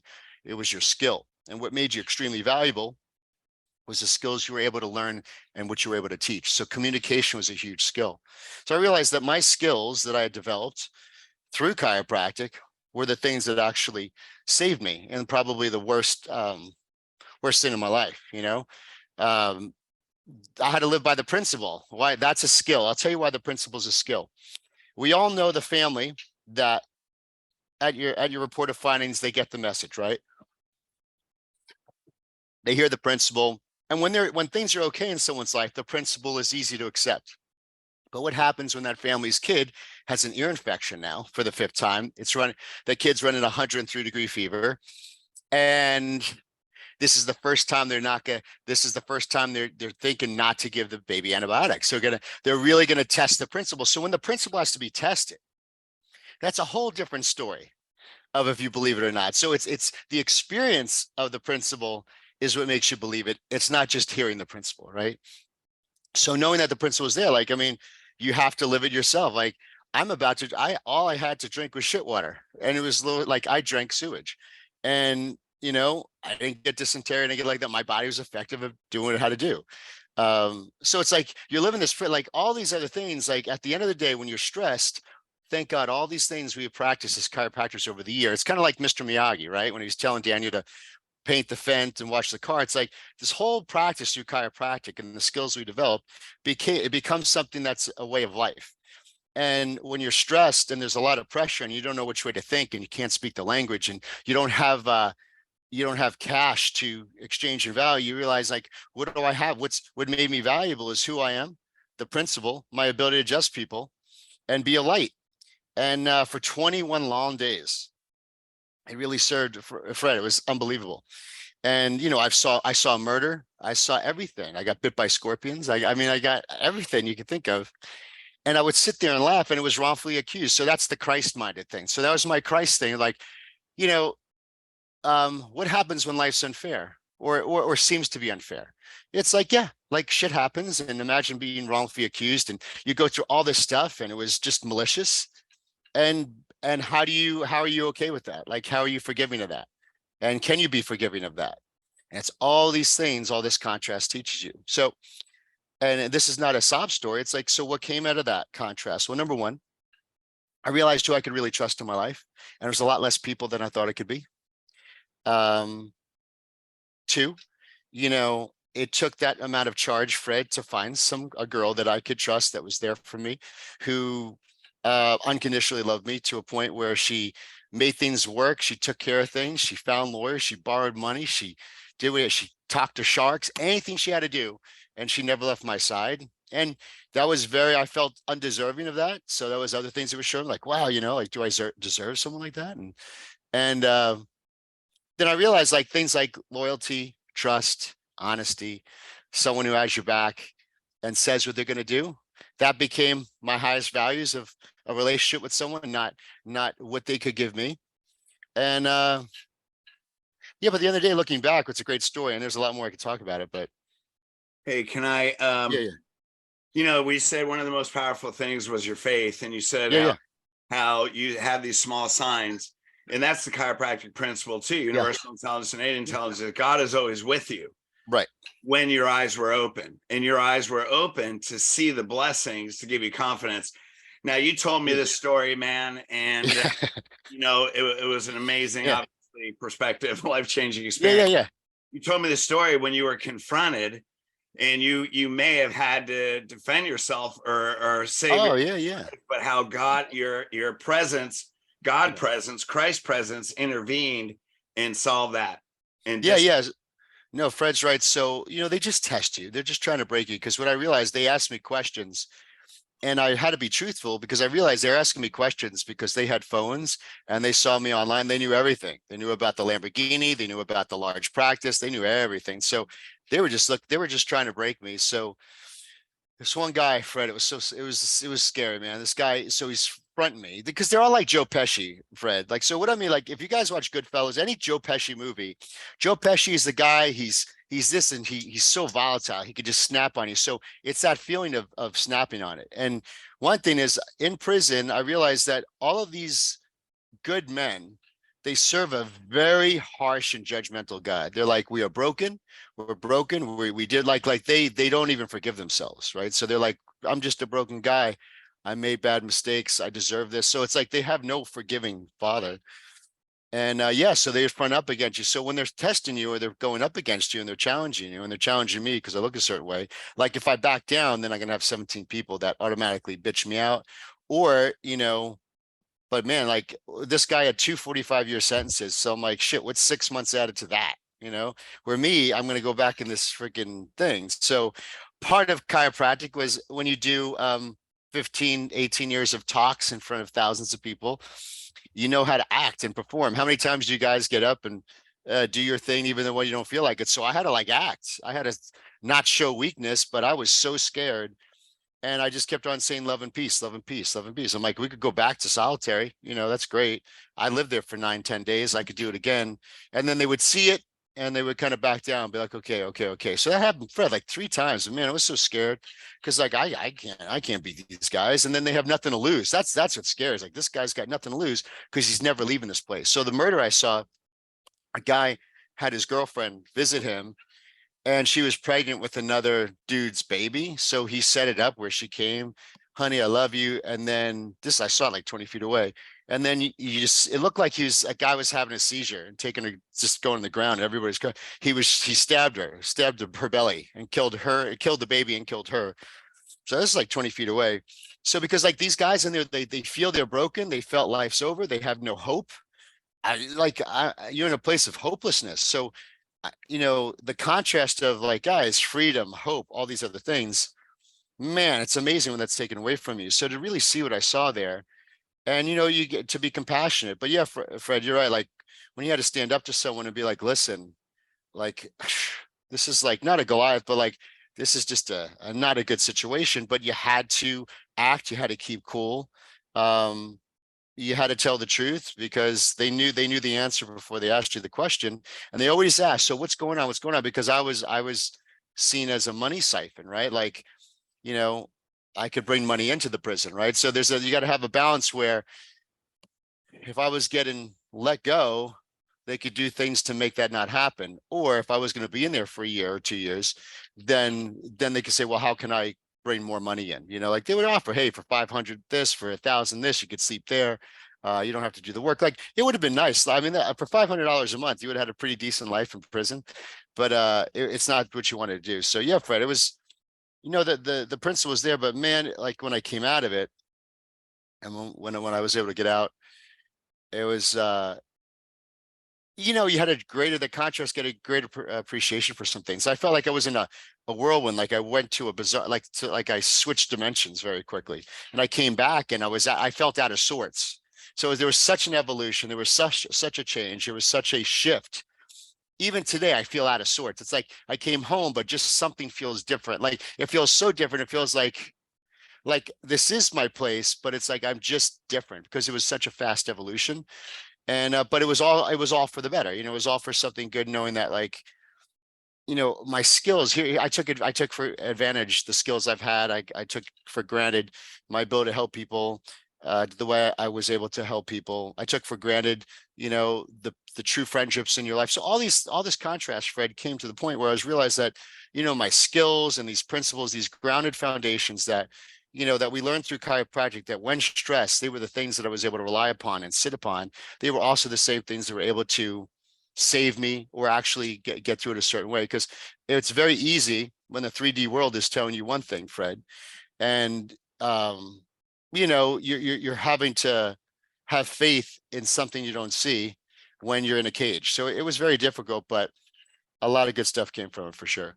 Well, and one of the points that I got when you told me that story, which was so touching, is, you know, chiropractic principle is God, and you're creating likeness and image, and the universal intelligence moves through us. If you want to call that in a moment, Yeah, where his life could have gone two directions, very different, polar opposite directions, like life or death. And when you said love, peace, that that's all I'd God's say. always moving through you. And it Yeah. was, I believe it was your so many years of chiropractic principle that you knew that God could move through you. You told them love and peace, and then they dissipated. Yeah, yeah. Every person here is a healer. Like you're not a chiropractor, you're a healer, and you knew that in practice, and you used it in a life or death situation. That's a skill we develop. That's couldn't have said it better, because I realized like I couldn't speak your language, but I could adjust to you. And I mean, that whole cell changed for the good. I mean, 3 times, everybody was getting adjusted 3 times a week. We're out there, you know, from 1 person to 8 to 10 people working out, like, you know, outside, like it was just, you know, they were shifting, I'm sure. And you know what, like and there was part of me that's like, listen, I could, you know, if I stayed here, I could benefit every single person here. And there's the other part of me that just want to get the hell out of there. So, and go home, and just to go home to a better life. But, you know, it was just, Fred, it was like, there's no, I mean, it was, I guess I did pay over 100,000 for that experience, but I was like saying you could never pay money to be fully immersed in a type of experience like that. It was definitely like, you know, if you just told me I had 21 days in there, I'd be like, okay, but like, I don't know. I was ready for a year and a half. But it was such a great experience looking back, and the ability to process through it and see things. So in the moment, how do you think of it? So for me, I always thought, what's the story I'm going to pull out of this? Or how do I use this difficulty? Or what is my, because the ego thing was tough, because like, shit, you know, you were resisting it versus like not succumbing, but submitting to the process. There you go. Knowing that God will bring me a clue. So what a guy used to smoke crack in, he left the ink, and I was able to use that to write notes. And when Monique saw me, I would slip her notes, right? So it's like, and you have a lot of time to think and meditate. So those downloads came, and I would write it on there, and she would go to the outside and do what needs to be done. So it was like he was always, you know, it was always there. So you started to see it as a game. You started to see like, what's the next clue? What's the next thing God's going to bring me? What's the way I could, you know, give value? It's all these things. Like, how can I give value? Because I know if I give value, then favor started to happen. You know, someone gave me water. Like water was favor. You know, toilet paper was favor. You know, so I was like, wow. So it was just an amazing thing that. But what I found the greatest part of it was someone who loved me and said what she was going to do, and so what this person meant for malice. Like, there's a lot of ways you could you could get someone back or screw someone over, but this is kind of harsh. But from that, some of the most beautiful things that I never would have been able to have or see or do or experience happen because of that. And I just really think it's how you focus through those situations. So if you don't have a principle, if you don't have a Christ-centeredness, if you don't have a foundation, and that's what I'm saying, guys, like, please, like, it's your daily studies, it's your daily routines, like those daily routines, when you're in the word, when you're reading your green books, when you're having your prayer, like those things you do on a daily basis, like Fred, like that's what was there when you know what I mean? That's what I had to fall back on. That was the habits that were built, and that became the default things that I go to when like you have no other option to do. So that's why I think what we do on a daily basis, having those spirit-filled habits, like in those times of persecution, that's when they shine. That's when you see them the most. And that's the only thing I could tell you guys is like that routine you do, and understanding that your greatest commodity is your principle and your skills, and the fact that you could communicate to people that don't speak your language through an adjustment, because this is all higher fourth dimensional stuff at that point, and it really changes the whole tide of the way something goes. I have people that were persecuting me to hey, come over here, here's a little bit of water, like they were helping me out. They're helping me out the best way they could, and it's not because it's because of who I am, because of what we do and what we were called to do. So it's amazing, like that's how that was able to transmute through and be able to help people. And I wouldn't wish it for anybody, but it was definitely a beautiful, there's a lot of beauty that came from it. So that's why I want to talk to you guys today. Like, it's the contrast. I had a lot of contrast, and in the contrast, there's gratefulness. In the contrast, you realize, wow, I'm living in a world where dollars, we work so hard, we work, how much should we collect in this month, this and that, but it's like, if I collected $1 million a month, it didn't matter, but wow, what did matter? It was all credit. It was the 18 years.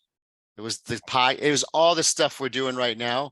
That's what mattered when it came to it. That's all the things that really came out to be the gems of what we do. It's the time together, spending together. It's not losing faith on what we do to help people. All that stuff was the stuff that became what was truly valuable, and will always be. It's unchanging. Like temptation, I was tempted a lot in there. So what temptation is just an act to believe in illusion.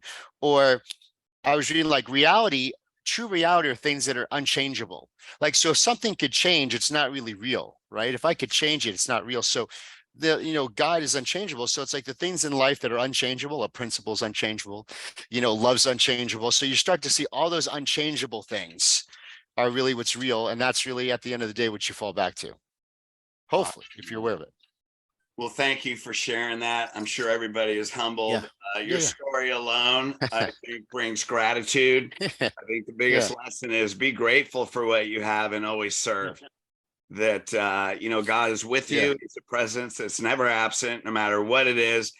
And like what you said, your rituals and habits and the principle is preparing you for anything that you'll have to go through in the future. So, well, hey, thank you for bringing that experience with us, man. Hopefully. Hopefully you guys could get something out of it. But that's what I felt, that was something allowed me to share what I went through, to kind of some things I learned through that, to kind of make you guys maybe reinforce or confirm things that you guys are feeling without having to go to prison. Without having to go to jail. Well, absolutely, brother, man. I love you. We love you. I love you too. Yeah. And man, I'll talk to you soon. Thank you for how much you've contributed to the profession. You contributed so much. Hey, I still was adjusting 50 a week in prison, so we're good. Hey, there you go. Yeah. How awesome is that? Thanks, guys. Nice. All right. Love you, man. Appreciate it. Love you too, man. Love you too. Thank you so much. Hey, we got Doug DeSiena next. What a powerful story from Chris and from everyone. Doug and I have known each other, man. Actually, we connected kind of 36 years ago.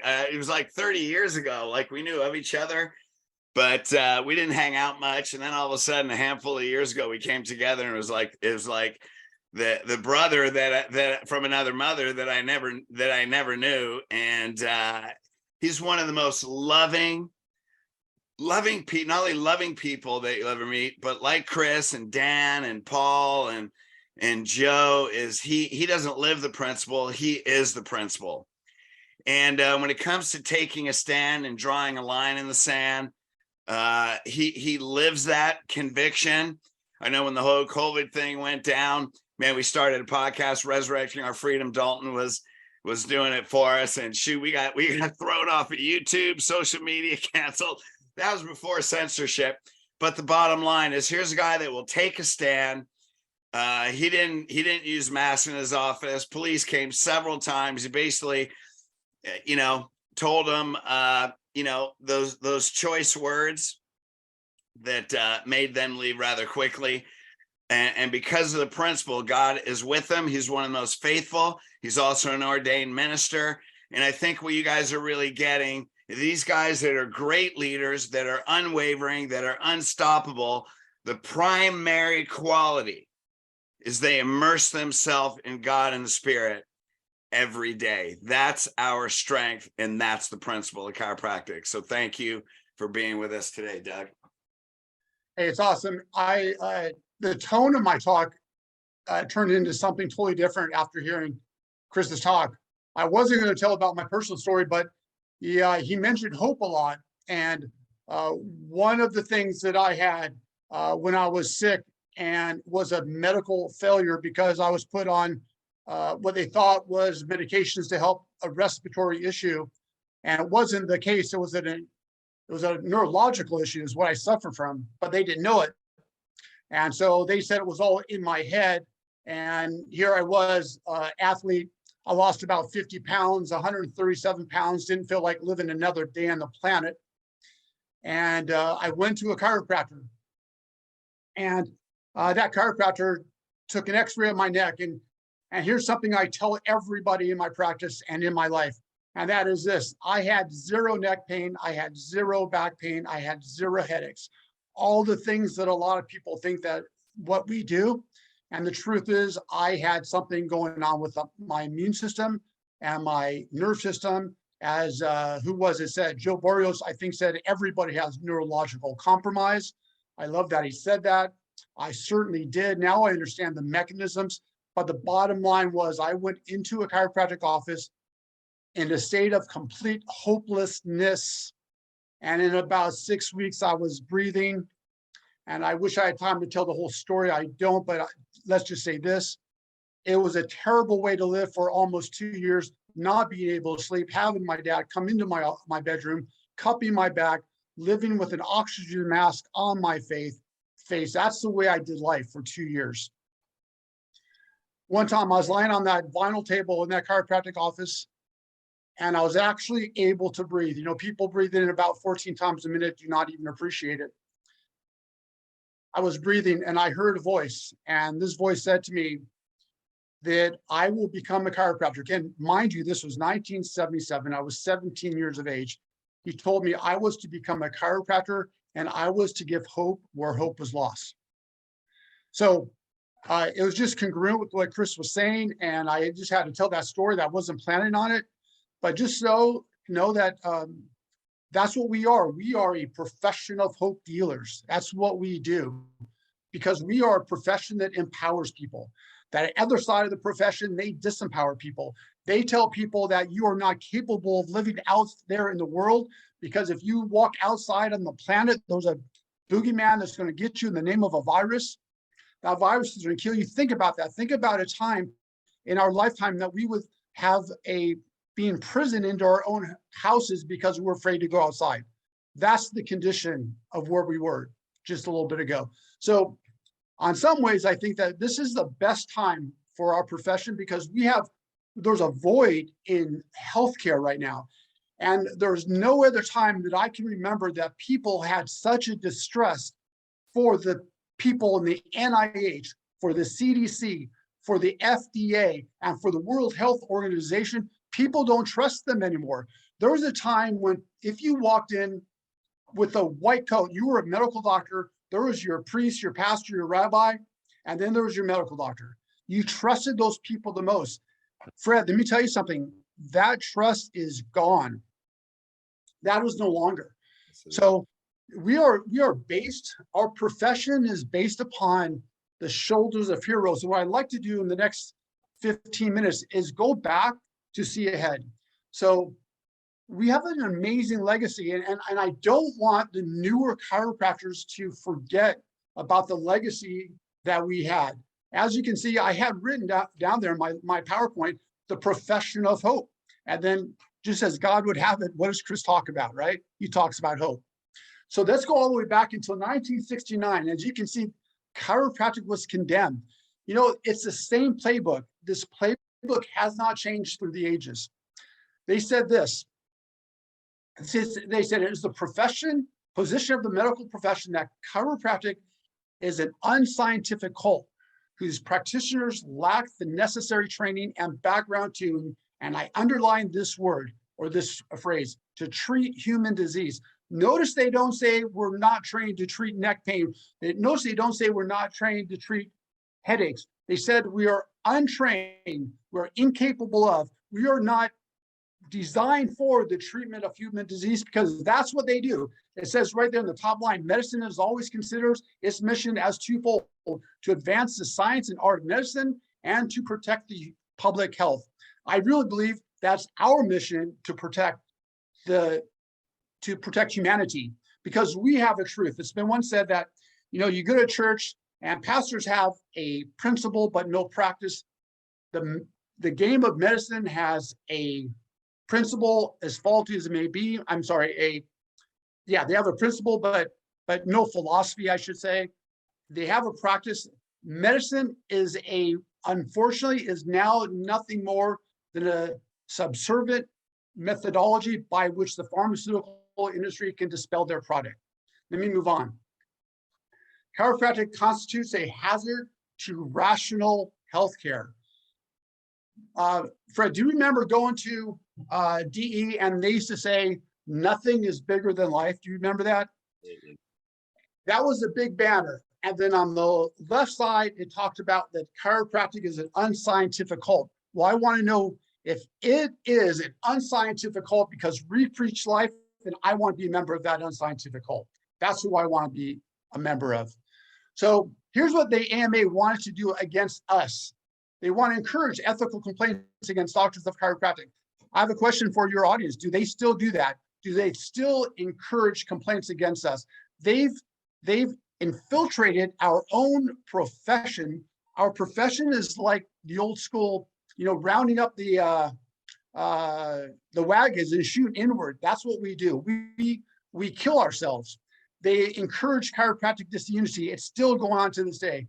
They oppose chiropractic inwards into hospitals. How many people do we know who are serving the principle inside of hospitals? I don't know many. They actually wrote into stories as recently as 8 years ago. They write into stories that chiropractors are numbskulls. We don't understand what we're doing. We are certainly not the elite intellectuals. We're certainly not the passionate healers that we are. I want to see some movie scripts that actually show chiropractors in the positive light that we are. And this is what upset me the most, because when I was 17 and I went around to my high school when I was healed for my disease, and I told everybody I was going to become a chiropractor, my guidance counselor did his full court press to get me not to become a chiropractor. He said, that is a dying profession. You'll never make it as a chiropractor.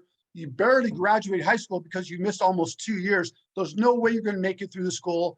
If you do get through the school, you'll be in debt. Once you get out of school, there's probably not even going to be a profession because it's a dying profession. Why did that guidance counselor tell me? Now I understand that that was intentional by the medical profession because they are afraid of the principle that we have to offer. So thank God for this man, that's BJ. And you know what? When he said this quote, I will sell chiropractic, serve chiropractic, and save chiropractic if it will take me 20 lifetimes to do it, I will promote it in the law, within the law, without the law, in keeping with the law or against the law, in order to get the sick people well and keep the well from getting sick. Because of him, he's inspired you, he inspired me, he inspired a gang of people that the small remnant of humanity that is required to go against the lie that the current medical establishment is telling us. Again, what are they telling us? What are they telling our children? I still see children walking around in masks. I see people driving inside their cars surrounded by the four walls of metal in a mask. How much brain damage could they do to us to allow for people to think that it's necessary to get into an automobile and put a mask on? And still happening. So I don't know how many of your audience knows who this is, but this man is Herbert Ross Reaver. He is the most jail chiropractor. I was part of the ICA and the third ICA conference in California. We actually brought him out to California and we interviewed him and we interviewed Millie. And the reason why he got put in jail so many times is not because he was practicing another modality of medicine. It wasn't because he was getting rid of neck pain or back pain. It's because he was expressing the idea, the above, down, inside out idea that simply says that when the power is released in the body can heal from any known disease. That was considered heretical. And for that reason, he went to jail. All they said to him, look, just admit that you're practicing medicine without a license. We'll give you a $5 or $10 fine and you'll be out of jail. There's a man who stood on principle. He never would admit that he was practicing medicine without a license. He was under the principle that we are a servant of God. We are going to release the power of God. When you reconnect the power of God with the body, then we have miracles that can occur. We do that every single day. And I'll go through the science if we have a second later on. But that man is my hero. And I never thought I would be tested, but I was tested. And I'll explain that in a second. Here's another guy that we should never forget. This is on the bottom left of your screen. That guy, his name is Chester Wilk, right there. Chester Wilk was not allowed to admit a patient into the hospital. In 1976, he started a lawsuit because back then it was illegal for anybody in the medical profession to accept a referral from a chiropractor, nor was it legal for them to refer to a chiropractor. This guy maintained a lawsuit from 1976 all the way to 1987. So Dr. Fred, when did you start your practice? 1988. 1980. So I started in 1984. So I was in practice at a time when it was actually it must blow some people who are younger in this audience, but it was illegal for me to refer a patient to a medical doctor. They would not take my patients. So it was that man who persevered. I wish everybody would go up and look up his story, but that man, I will tell you, dedicated his life at extreme personal cost. I remember fundraisers we did for that group. He went around talking about the trial. He was literally, the AMA, the attorneys personally persecuted that man. But fortunately, they prevailed and the AMA was found guilty of conspiracy to destroy the profession that we have. Some of you are going, well, Douglas, that was back then. You're an old timer. The AMA loves us now. Oh, yeah? Well, this was in November 18th, 2021. The American Medical Association takes a stand against chiropractors. I was allowed to write exemptions against vaccines, but no, state policy makers need to limit the definition to physicians who have training necessary to recognize a medical condition that prevents a patient from receiving a vaccine. We shouldn't jeopardize the public health by listening to unlicensed and untrained providers. And here we are in 2021, and they're still calling us an unlicensed and untrusted provider. Failing to get vaccines has resulted in tragic and unnecessary deaths. To protect everyone, we must be sure that a trained licensed physician is making the judgment on whether a person actually warrants an exemption. I think it was, Fred, did you ask the question earlier on how many people who were active patients died of the jab? Did you ask that question? No, I didn't. But of all the practices, 40% of their patients average got vaccinated. Not one patient died from the vaccination. However, family members, people they knew that got vaccinated, I think I talked about that. But out of the thousands of patients, not one under chiropractic care not only didn't die, but very few even had reactions. It's power of innate intelligence, baby. That is it. That is it. So I want to contrast, again, back to Chris's talk. I want to contrast while they were putting chiropractors in jail for practicing a principle that's as true then as it is now. The neurological basis of disease, psychoneuroimmunology, is being proven more and more every single day. While they were putting us in jail, they were doing things like punching basically a nail into people's skulls through their eye, and they called it frontal lobotomies. They are calling us quacks while they were giving people a drug that's supposed to be a wonder drug that allows you to sleep. Oh, we also will give it to pregnant women.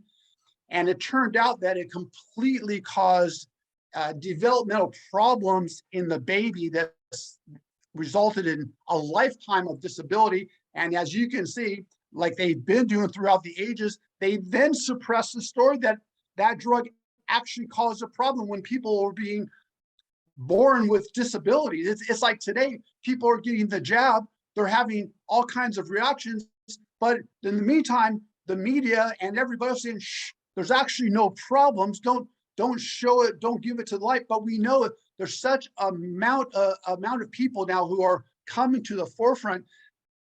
Here's the bottom line is the medicine cannot be scrutinized by the light of day, because when it is, it shows the dysfunction in the entire profession. Let's go to another Pfizer one. Again, this compare and contrast what we do in chiropractic compared to some of these drugs that they say are safe and effective. Here's a drug that's a hormone replacement therapy. Oh, it gives you a 26% increase in breast cancer, a 41% increase in stroke, a 29% increase in heart attacks, and they're putting us in jail for practicing chiropractic.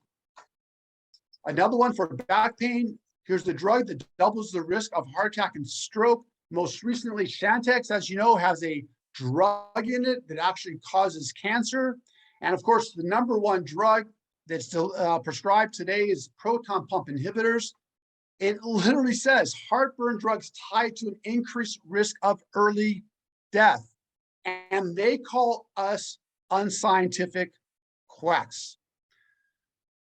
I walk into my practice every day. I see this stuff, and I am more on fire today than I have been the day I started my practice. So this bring up the elephant in the room. Let's talk about this jab that we've done that they told us that it was 100% effective. So they were coming into my office and telling me that A, I'm not wearing a mask and I'm not forcing my practice members to wear the mask. And also, get this, Fred, I'm not social distancing. Last time I checked, in order to give a chiropractic adjustment, you have to get close to the patient. I don't know, maybe it's just me and my practice, but that's what we're supposed to do. And they came to me several times. The very first police officer that came into my office said, you know what, I can shut you down. We had an office full of people. I'll never forget, I was in one of the exam rooms and my son-in-law knocks on the door. He goes, Dr. D, you should probably come out. I'm going like, I'm in the middle of a consultation. I'll be out there in just a second. He goes, no, Dr. D, you probably want to come out now. So this is like, 5:30 in the afternoon. Our office is packed. Walking in the front, there's, probably 10 people, 15 people in the reception room. And there is a police officer and looking at me, obviously I'm not wearing a mask. He goes, in front of everybody, I can shut you down right now. And I'll have to be honest with you, I wasn't expecting to be confronted by a police officer in my office. Not that he knew this, but I actually work for a nonprofit. About 20 to 30% of my time I give away for free to first responders, police officers, firefighters, and veterans to take care of them because they're not really well taken care of, to be honest. And here, this police officer who I donate my time to his profession is threatening to shut me down because I'm not adhering to the mass lies that they're telling us. So here, they're telling us that this jab was 100% effective, but no, it actually wasn't. Pfizer is saying it's 100% effective for people of this age group. No, it really wasn't. Oh, wait, now it's 99% effective. Oh, they changed it, 98%. Nope, 97%, 91%, 90%, 83%, 64%, 40%. Oh, now they're saying the US finally recognizes that the Pfizer safe and effective shot can actually link to stroke. Sadly to say, my CPA of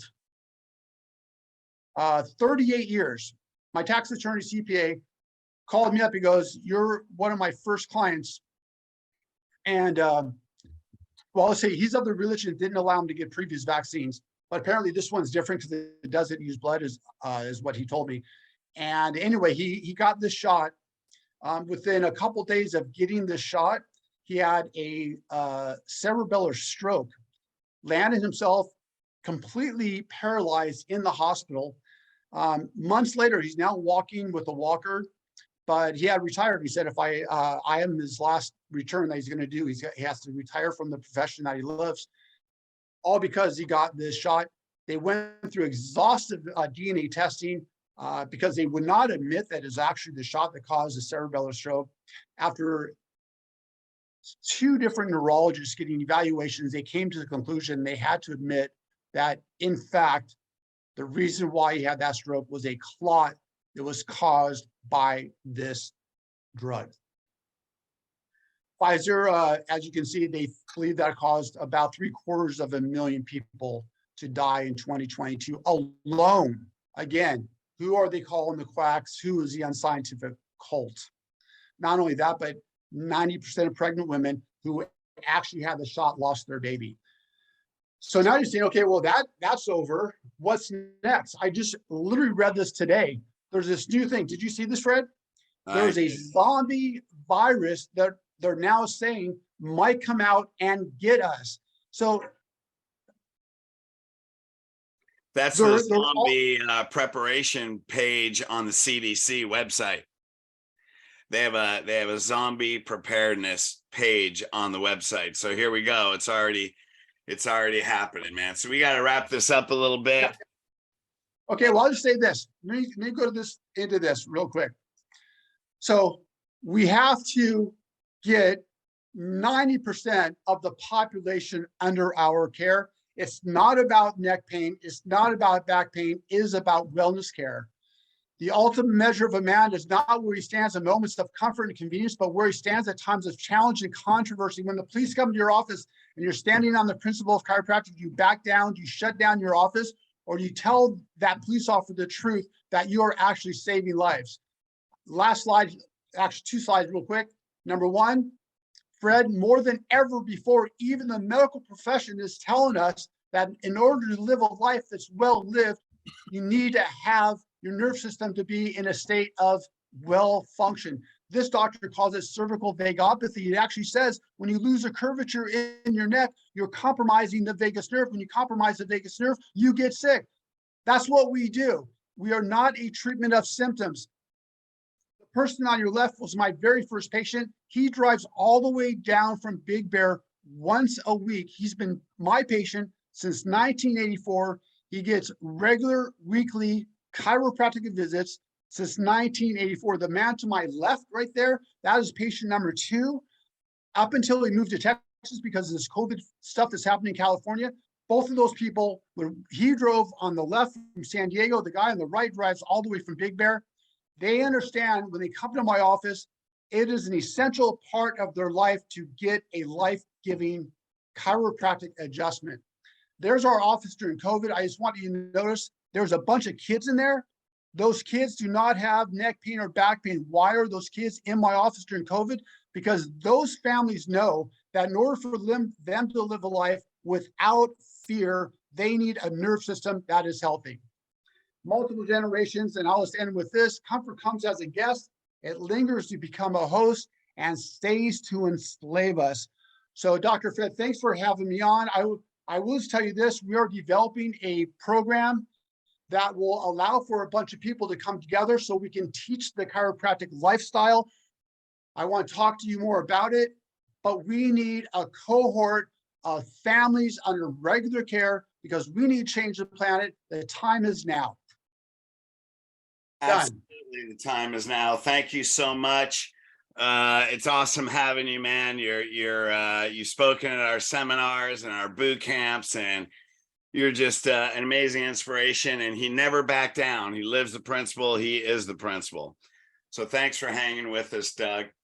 Hey, now we got Baron Hogue of he's probably one of the most principled chiropractors that doesn't have a DC license. You've done so many things for chiropractic through the years. Now you're doing the Chiropractic Defense Council, literally defending chiropractors, trying to change laws around the world. And man, if there's anybody that can throw a flamethrower with principle, when you open your mouth, man, it's like, you better get out of the way. You're definitely going to vibrate higher. So thank you so much. I know you just flew in from Australia.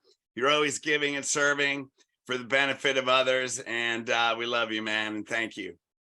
I appreciate it, Fred. And sorry, everyone, as he stated, I'm still trying to get orientated. I flew in last night at 7 p.m. So it was a 32-hour day for me.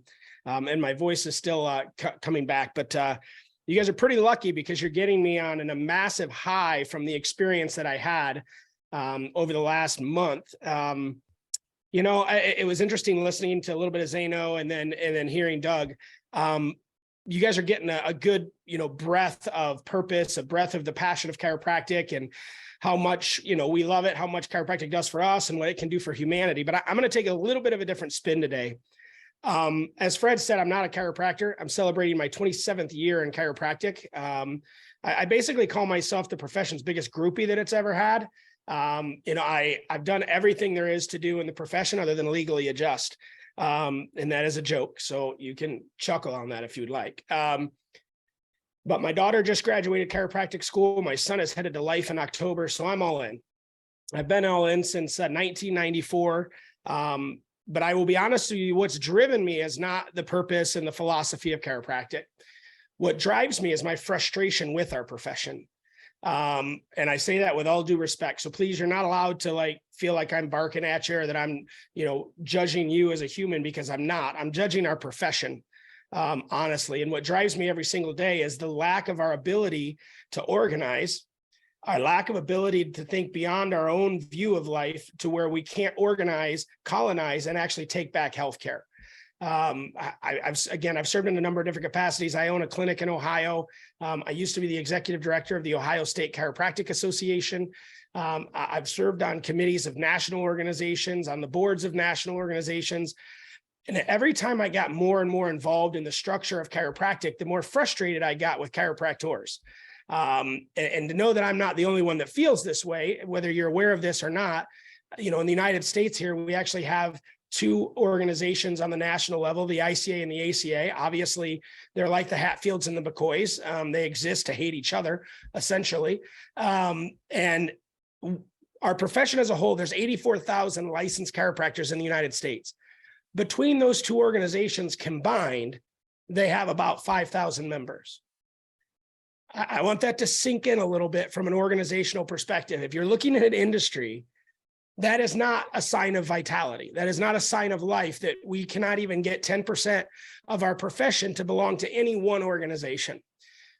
There's only two organizations in the United States, that state associations, that have more than 50% membership, which again, on an individual state level, we can't seem to get the majority of our profession to belong to one organization. Now, chiropractic's amazing because of our belief system, because of our passion, because of our purpose. But sometimes that gets so powerful that we alienate ourselves from the very things and people that we claim to be in love with. And it's shifted so much over the last 30 years that I think it's time that as a profession, we have to stop and say, okay, this isn't working. How do we have the most amazing product on the planet?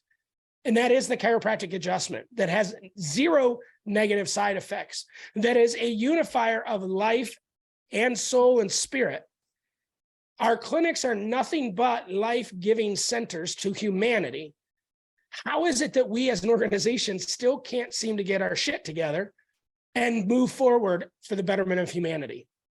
So here's my challenge to you. You know, I love Doug in his last one, Herbert Ross Reaver. So I'm in Ohio, and Herbert Ross Reaver was a chiropractor here in Ohio. So when I took over the association, one of the first things I got to do was to meet him before he passed away. And it was incredible to listen to his stories and his passion and the reason why he really did what he did.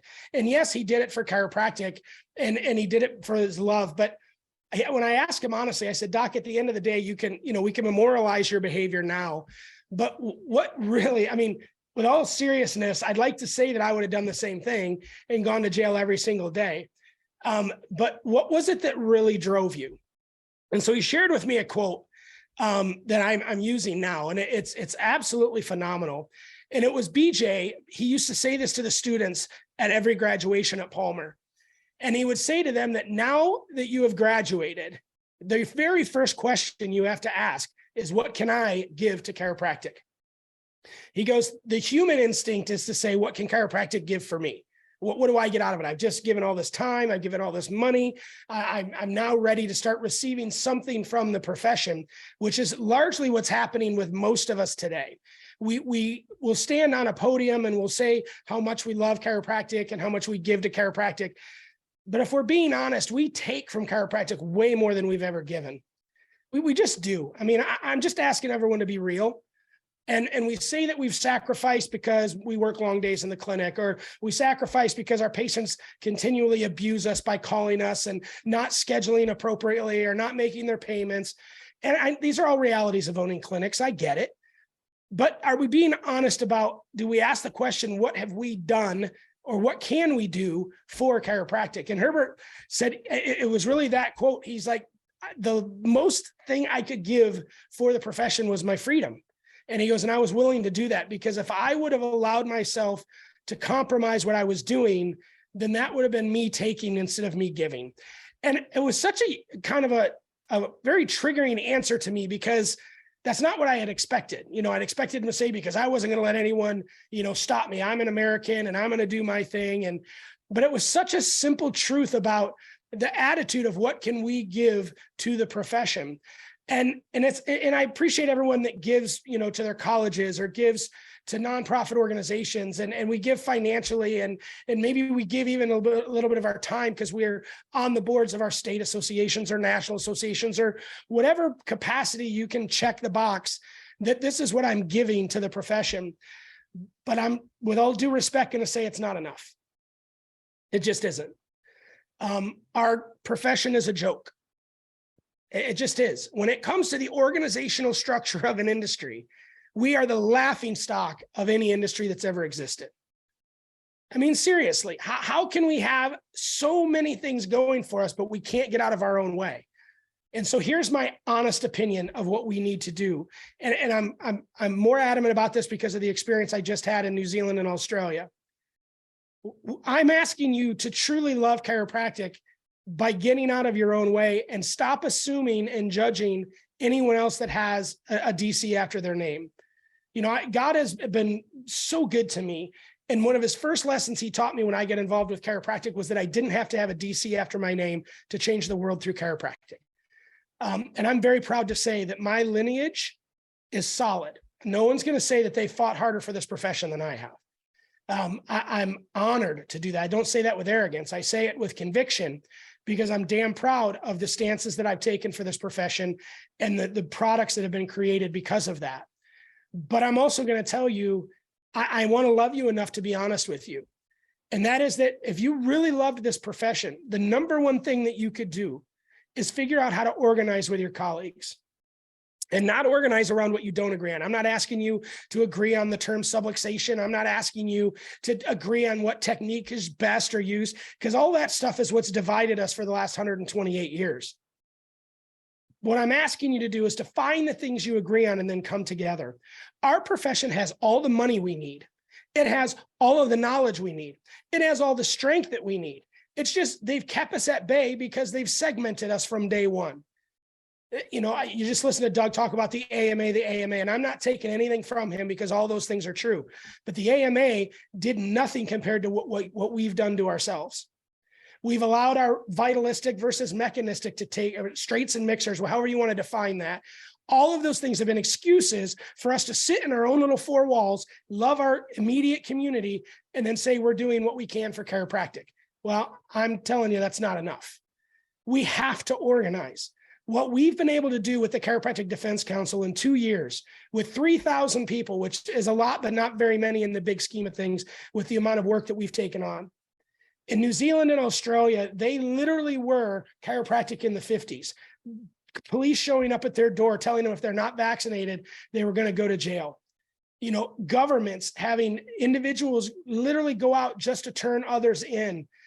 We have 622 cases, literally 622 chiropractors that had a police officer at their door, had violations and fines from the regulatory boards, whatever the case may be. 625 of them we defended over a 2-year period and kept them in practice. And I'm not tooting my own horn. What I'm saying is we were able to do that because finally I was able to get some organization. I had over 1,000 Australians going in the same direction at the same time, doing the same things. And we literally took on their government and won. I had 300 New Zealanders. There's only 600 in New Zealand. 300 New Zealanders, literally, I had no answer for them. In Australia, I at least had loopholes. I at least found little cracks in the armors of what they had done. I didn't have that in New Zealand. All I had in them was someone that was in their corner and willing to hire attorneys to defend them. 300 New Zealanders stood in the face of this tyranny that was happening in New Zealand.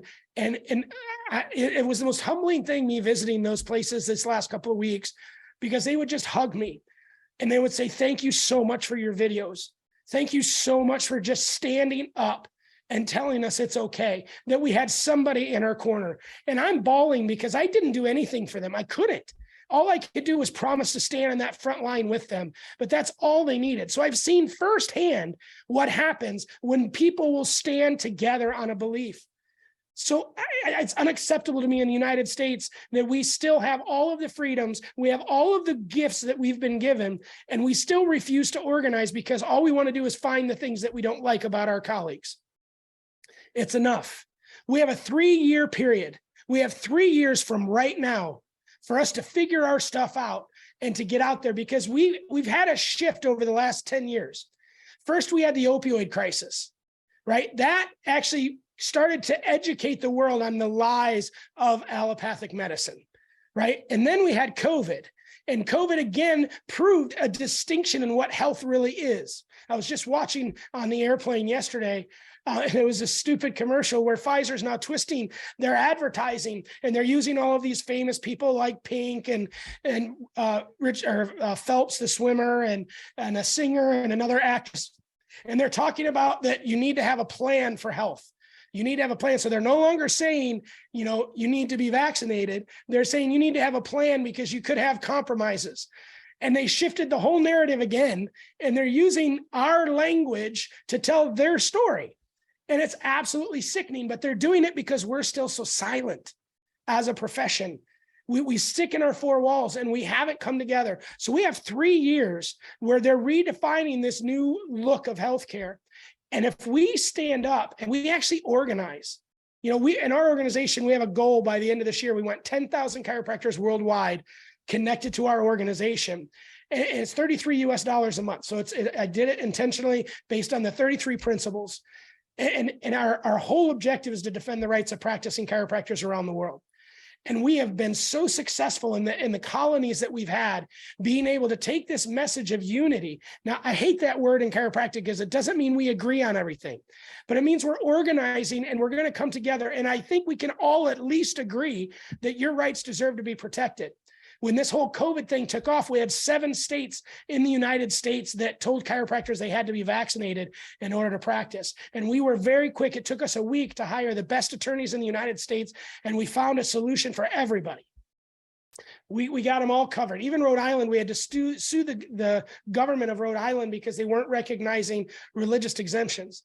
But that's what happens when we organize. Right? This whole idea of a few people doing a little has to change. One of the favorite quotes of mine was from Buckminster Fuller. And it said that you cannot change an existing reality by fighting it. You need to create a new model that makes the old model obsolete. So I'm asking you, create a new model in your communities. I believe what you do as a chiropractor is great. Nothing, I mean, always try to better yourself, but I'm not critiquing that part at all.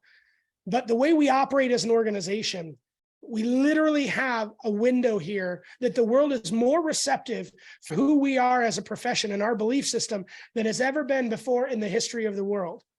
But if we can't organize in our profession, and if we can't find things that bring us together and then mobilize in one direction, then we're going to be sitting there in the shadows of healthcare again for the next 20 years. It reinvents itself about every 20 years. So right now I'm asking people to stand up, get involved in your state organizations. If you don't like their direction, then get involved and fix it. But just cowering in your four walls is unacceptable. You know the miracles that your profession provides. You see it every single day in your clinics, but it's unacceptable that that's where you stop. BJ said, now is the time to ask, what can you give chiropractic? I'm asking you to give more by organizing with your colleagues, by coming together as a profession, by doing something that's never happened ever before in the history of our profession. And that's that we're all moving in the same direction. We're committed at the Chiropractic Defense Council. If you care to know more about that, you can go to defendchiropractic.org, defendchiropractic.org. You can see more there. We have all kinds of information. We've been updating everyone on the work we're doing around the world. Fred, I apologize for my voice, man, but I just thank you for the opportunity. I always love sharing my heart. And man, we have such an amazing opportunity to do things that our forefathers only dreamt of doing if we could just organize. So with that, I say, I love you. Thank you, everyone. Thank you for loving what I love. And we'll see you somewhere around this amazing profession. Hey, just in closing, everybody go to defendchiropractic.org, $33 a month. And we need to get thousands of people funding what Barron is doing. And, when he's talking about coming together, when I said this prayer and God told me to do this, this is day one of a revolution. This is the unity on the principle. The principle is what's carried chiropractic through all this. Hey, I'm a hardcore spine geek. I work with spinal correction, but it's the principle. And so we're not mechanics anymore. We're healers. We deliver the adjustment. We bring healing. And the goal and the vision is we can have 10,000 people on these. So I'm asking you now, even though we're going on almost 4 hours, there's only 10 people that have dropped off. So thank you for hanging with us. This is day one of a revolution. What I want to do is I want to do 4 of these a year. I'm going to start a Chiropractic Revolution podcast. We're going to be continually interviewing leaders. I want to give webinars that will give you the communication skills that can help create lifestyle patients. But like we always say, systems won't build your practice. Your spirit builds a practice. Get the daily rituals, elevate your spirit, evolve to another level, get your convictions so you're unstoppable, and we'll create a group and a movement, a revolution that we can work together and have relationships. And I will help bring these people in front of you. Just let people know about this. This is recorded. Please send this out to everyone. And when you see these events coming up, let's work together, because there was only, we had almost 200 people registered. Only about 60 people got on here right now. But if we all get 10 chiropractors to move with us and we can get this unity and movement happening, then we can come together and make a difference and take a stand. So I appreciate you being on here. I want to do one last thing. There's a gentleman on here, a fairly new friend of mine, very principled guy, Kirk Collins. And, when you believe in the chiropractic principle and you believe that it's life or death, you will have life or death people come to you where an adjustment will save their life. And if they don't get adjusted, that they'll die. And I've had several of those patients. Of all the tens of thousands of people that I've adjusted, there's lots of people I have to remember. And then there's a handful that I absolutely can't forget. And those were life or death people. So I want to give Kurt, just tell your story. Take a couple of quick minutes. Want to finish with a strong life or death story, and know that when you go to your office on Monday, every adjustment is life or death. Yeah, Fred, thanks for having me on. You know, I just think what you said there at the end, just, you know, you said a prayer and God told you to do something and you did it. And I just think we're moving in this time in the world, and just thank you for all the speakers that were here, just speaking life into us, speaking life into me. Just there's so many points that I got taking notes here that I wrote down that I'm going to review this week, and it's just going to really help me personally, and just appreciate being on here. Thank all you guys for taking your time on a Saturday to join this evolution of healthcare, this revolution that's going on. You know, so I met Fred because God told me to do something and I did it. And there's 3 or 4 things that have been, I'm just like, okay, I got to do this. I got to give up 4 hours on a Saturday and get on this thing. I don't know why. I don't even know what it is. I just saw the email. I just felt like in my spirit, I'm supposed to be here. So I think if we just keep doing that and doing that and doing that, we're going to move in the right direction. We're getting into this cycle where the universe is condensing things. And I believe what Brian's saying, we got a few years here. We got to step up our pace. So we, you know, Chris talked about contrast, right? So we all know that our adjustments, our loves, our hugs, our intention, our prayers, we all know they have a positive effect to some degree or another universe, but there is those times where you really get contrast. So I was on a mastermind group with some docs down in Cabo, Mexico a few months back. It was a Grant Cardone's group down there. Dr. Isaac Jones and his group that I was a part of was down there. And there was one attorney group at this 5-star resort. And that was it. There was nobody else here in this resort.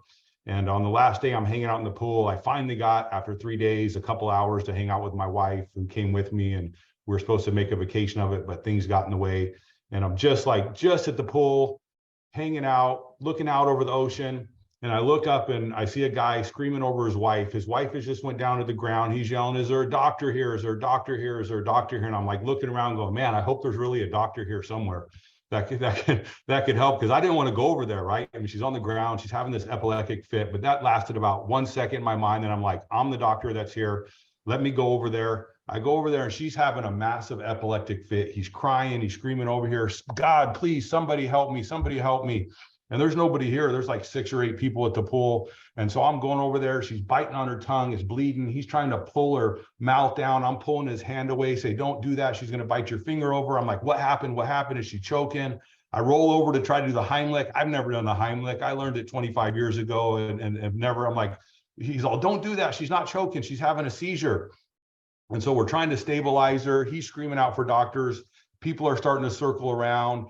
I'm praying. I don't know what to do. She's so stiff, you can't even get her to move. And then those stories started coming in my mind of those chiropractors that were put in this situation where somebody, you know, Dr. Singer told me the story 3 or 4 times personally. He's on a plane and the pilot's having a heart attack and he didn't want to. He goes up there, adjusts the pilot. He turns right and flies the plane home and everybody gets home safely. And chiropractor at a convention goes down, is having a heart attack and dies, and somebody runs up on stage, adjusts his atlas, and he comes back to life. Or the chiropractor whose granddaughter was born without a brain, and he just pleads to his son, "Whatever you do, son, I know you think I'm crazy, but just get a chiropractor to adjust your atlas."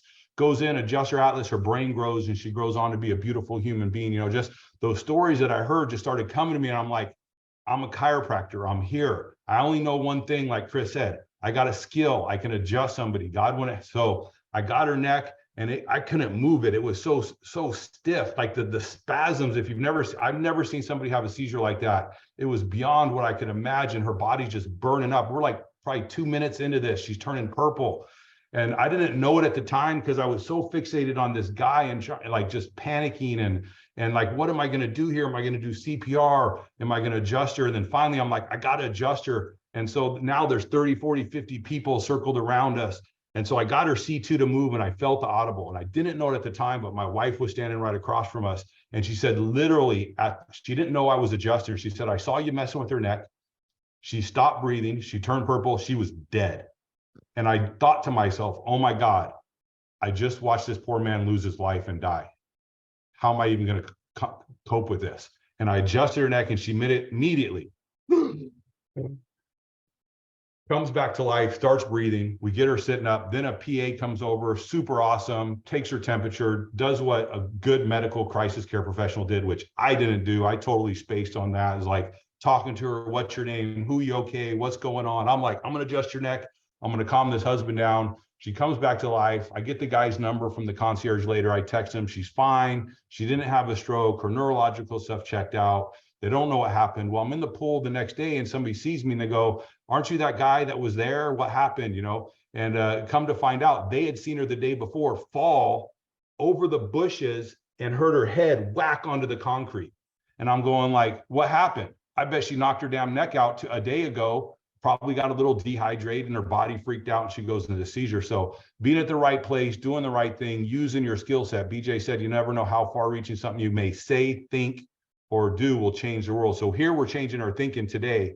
Monday, let's go out and change what we do and let's change the world and lead this evolution, this revolution of the chiropractic philosophy that God created us. We can heal ourselves. There's no challenge bigger than what God's going to give us the opportunity to, or if we just stay grateful and faithful and passionate and committed to do what he calls us to in our life, we can change this thing. And we got about 3 years to do it. I agree with Brian.